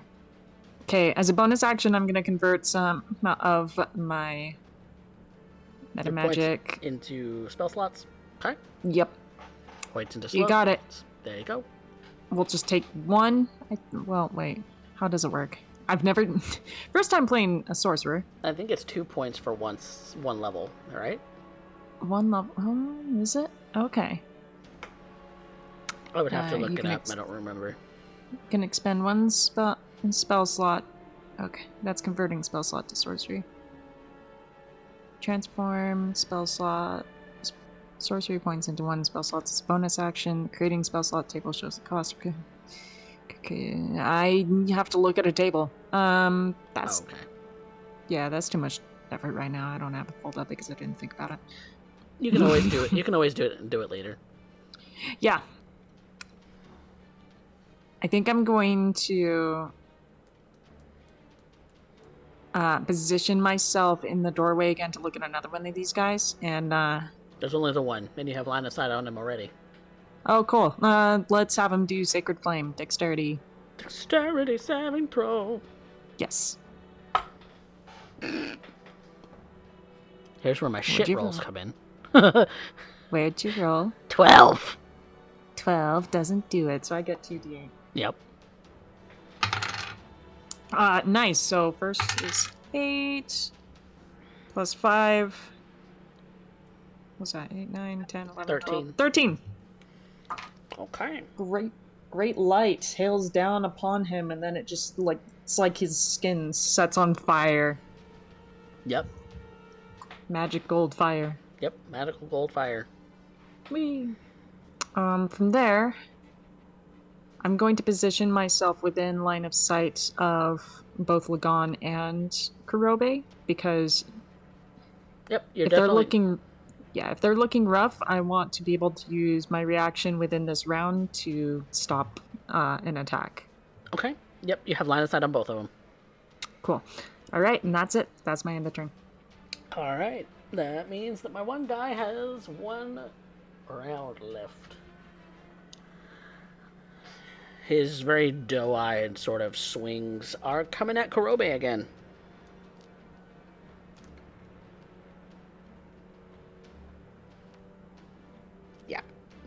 Okay. Then yeah. If he's attacking, an attack roll, ability check, or saving throw, I'll use Silvery Barbs, first level. Silvery Barbs, what does that do? You magically distract the triggering creature and turn its momentary uncertainty into encouragement for another creature. The triggering creature must re-roll the d20 and use the lower roll. Oh, so he rolls at disadvantage. Okay. Yep. I can then choose a different creature I can see within range, which I can choose myself if I want, and that creature has advantage on the next attack, ability, or saving throw. Okay.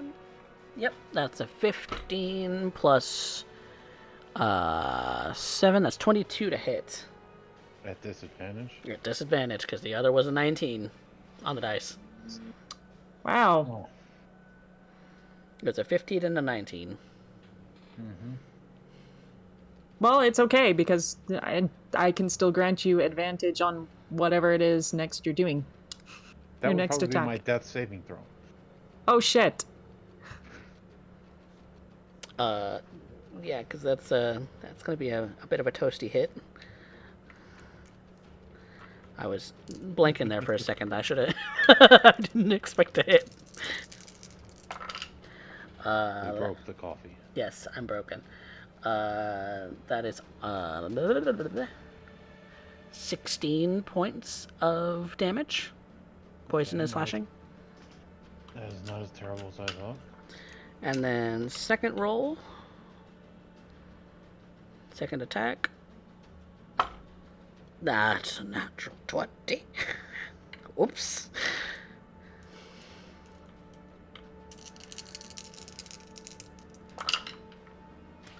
Ooh, yikers. Okay. My man. Please don't kill my man. I'm not killing him. Might down him, but I'm not killing him.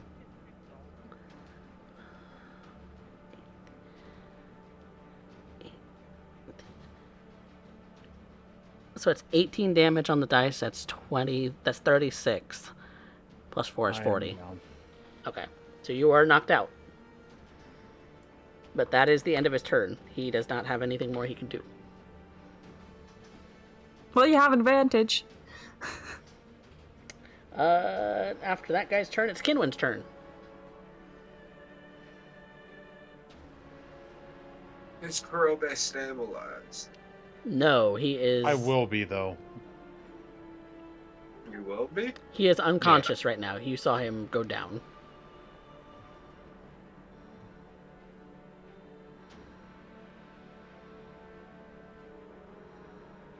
I will stabilize on my turn, though. With no certainty. It's up to you. Get revenge?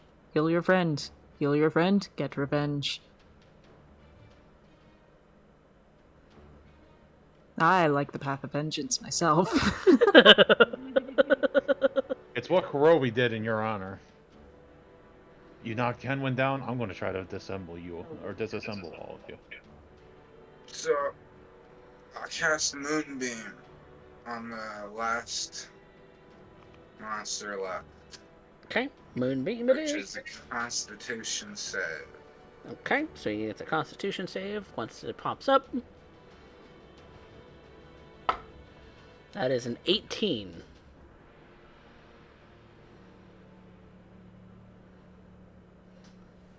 So if it saves, he takes half.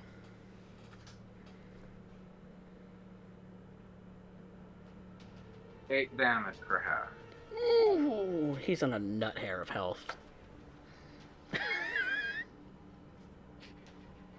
Not great. Guess whose turn it is coming up.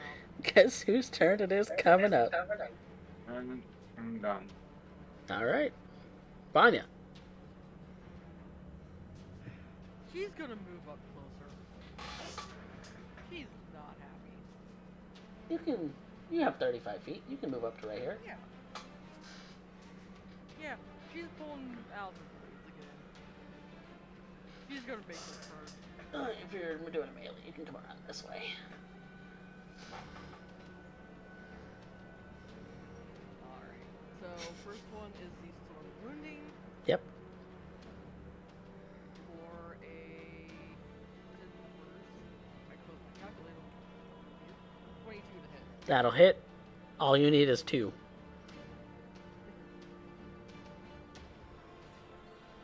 That is 6 points of damage. Yep, he's out. He's done. But what you see from this creature and from the other one you felled, both of them, the tops of their head just kind of pop off. And this kind of mass just kind of like tumbles out of it. Can we try to squash that mass? If you want to try and squash another one of these guys. Because that takes his place. I forget where the other one died. Well, the other one died over here. Alright. Oops. So, Vanya, you have one more attack if you want. You are muted. Technically, I have 2 more attacks. I've got offhanded. That's true. So, okay. Offhanding it with the short sword. That's 16 to hit. That will hit. 2 points of damage. 2. Okay. And then the wounding again for 16 to hit. That'll work. That'll hit.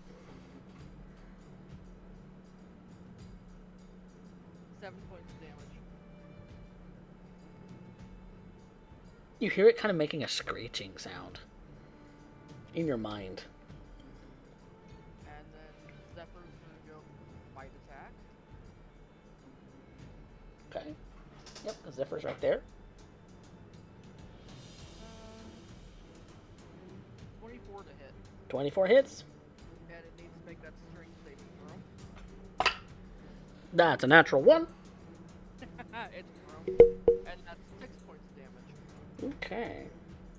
Not bad, not bad. I said I was gonna make it hurt. I meant it. Yep. And that's it for me. Alright. Lagon Mm-hmm. is going to use a level 4 Cure Wounds. On Kurobe. That's 4d8. 5. 48. So you want me to roll it? Yeah. Okay.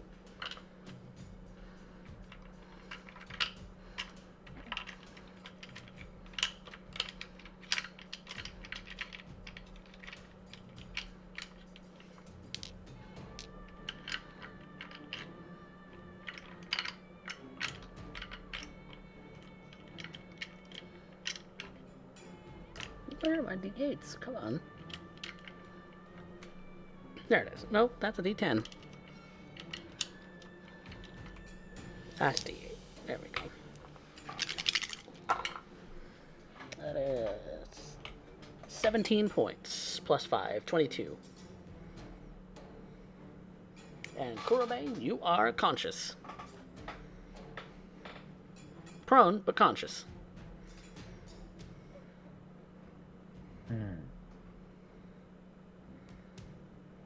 Thanks to Lagon. It is appreciated. Alright. Bonus action for Lagon, or is that it? He has no bonus action. Okay. Kurobe, it's your turn. You can spend half your movement to get up. I will get up. You are up. There is one of these brain monster things that just squelched out of a guy's head. The sun chop. That is 20 something. That hits. Let's see. That instrument re-rolled. It's 23. 23 damage. It's done. I just punt it across the room. Yep. It punts and it goes splat against one of the walls. And there's only one left, and that's this one over here by Arya. When did one get near me? Because it fell out of the head of the drow you killed over there. That's... I missed something. That was no. The second drow was by me. Was it? That was an Those illithid. drow were by Kurobe. Oh, that's right. He was over here then. Somewhere over here. Put him right there. Okay, Hassan chops second time. Blah, blah. That would be a 19 to hit. 19 hits. Every roll 1s and 2s, so that's 10, 21, 27 points of damage. That's a hefty bit.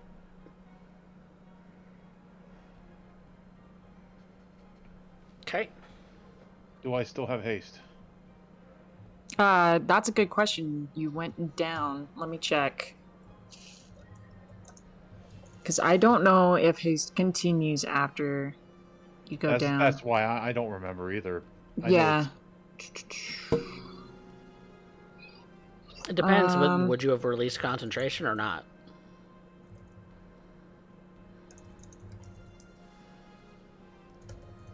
I mean, no. But Let me read the spell wording real quick.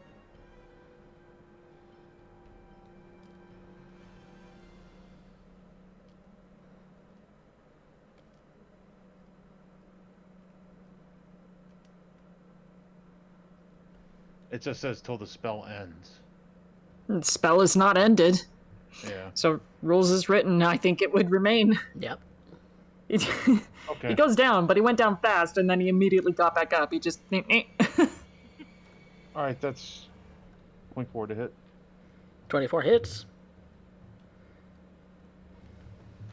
That is...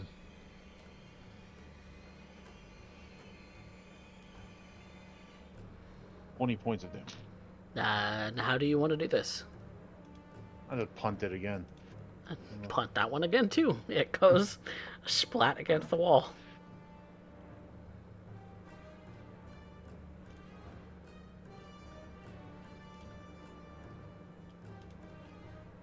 Or you know what will be cool? We'll kick it up into the air and then baseball swing and bisect it in half. That's also very cool. Well, there you have it.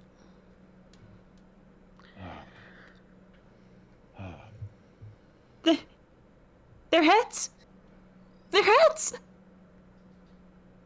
I'm guessing eating brains isn't the only thing they do. Oh, God.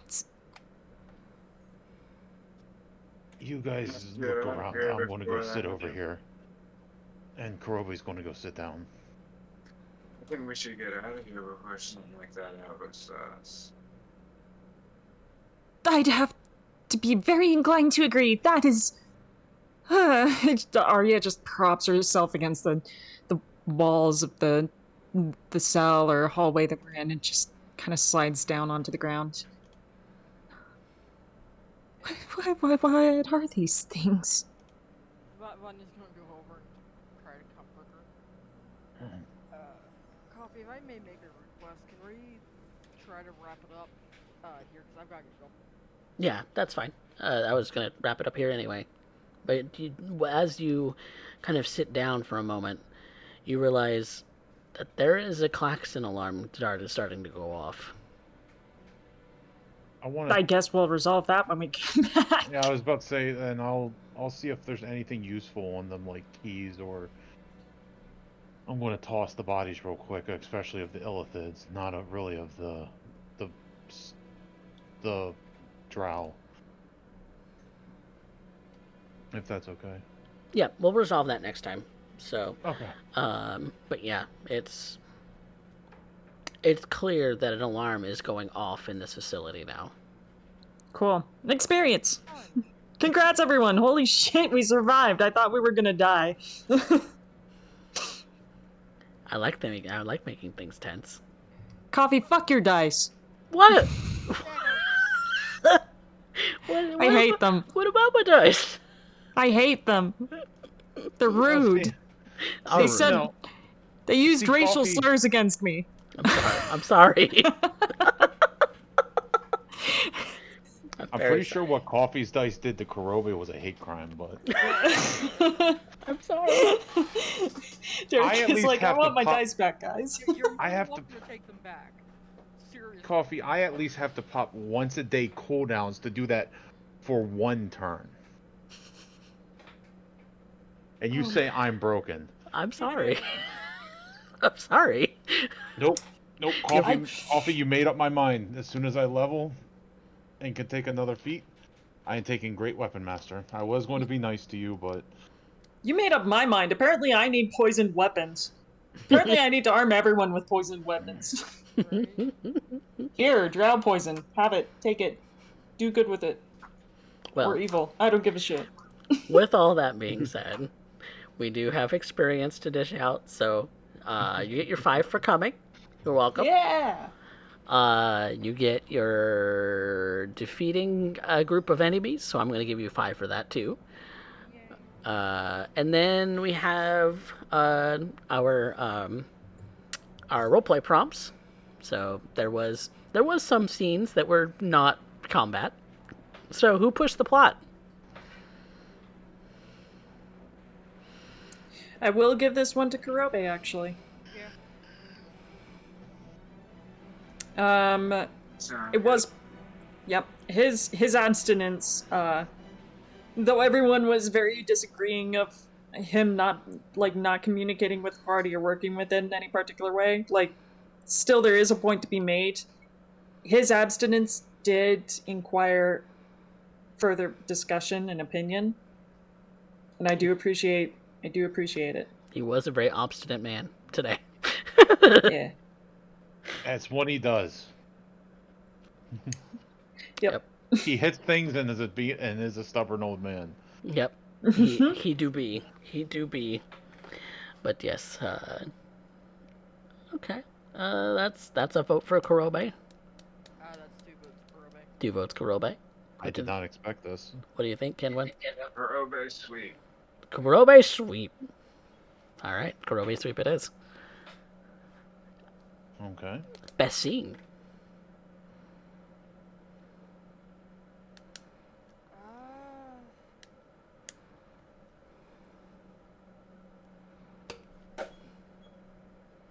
Best scene for me was definitely just, in general, how fucking dank Vanya's rolls have been. She's had some pretty good ones, pretty juicy ones. Just, like, Mine is Zephyr's first roll. I literally rolled a 2 and a 3. I miscalculated because before it was a +7 to hit, but since Vanya's proficiency went up, it's now +8. Ooh, But still, good boy. it wasn't high enough to do anything. He's a good You've- boy. You've been on both sides of the spectrum. You've either been hitting like above 30s in your rolls, or you've been hitting like 2s. It is a strange dichotomy. It's like I told someone the other day about the killer I off playing Dead by Daylight. You either do really well with her, or she's an absolute failure.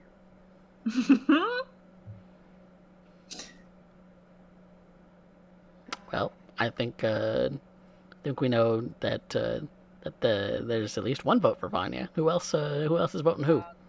I'll take that vote. All right, Vanya voting herself. Kenwin, Found Vanya, Kurobe, That's fine. Vanya's got it. Vanya sweep. All right. Best line.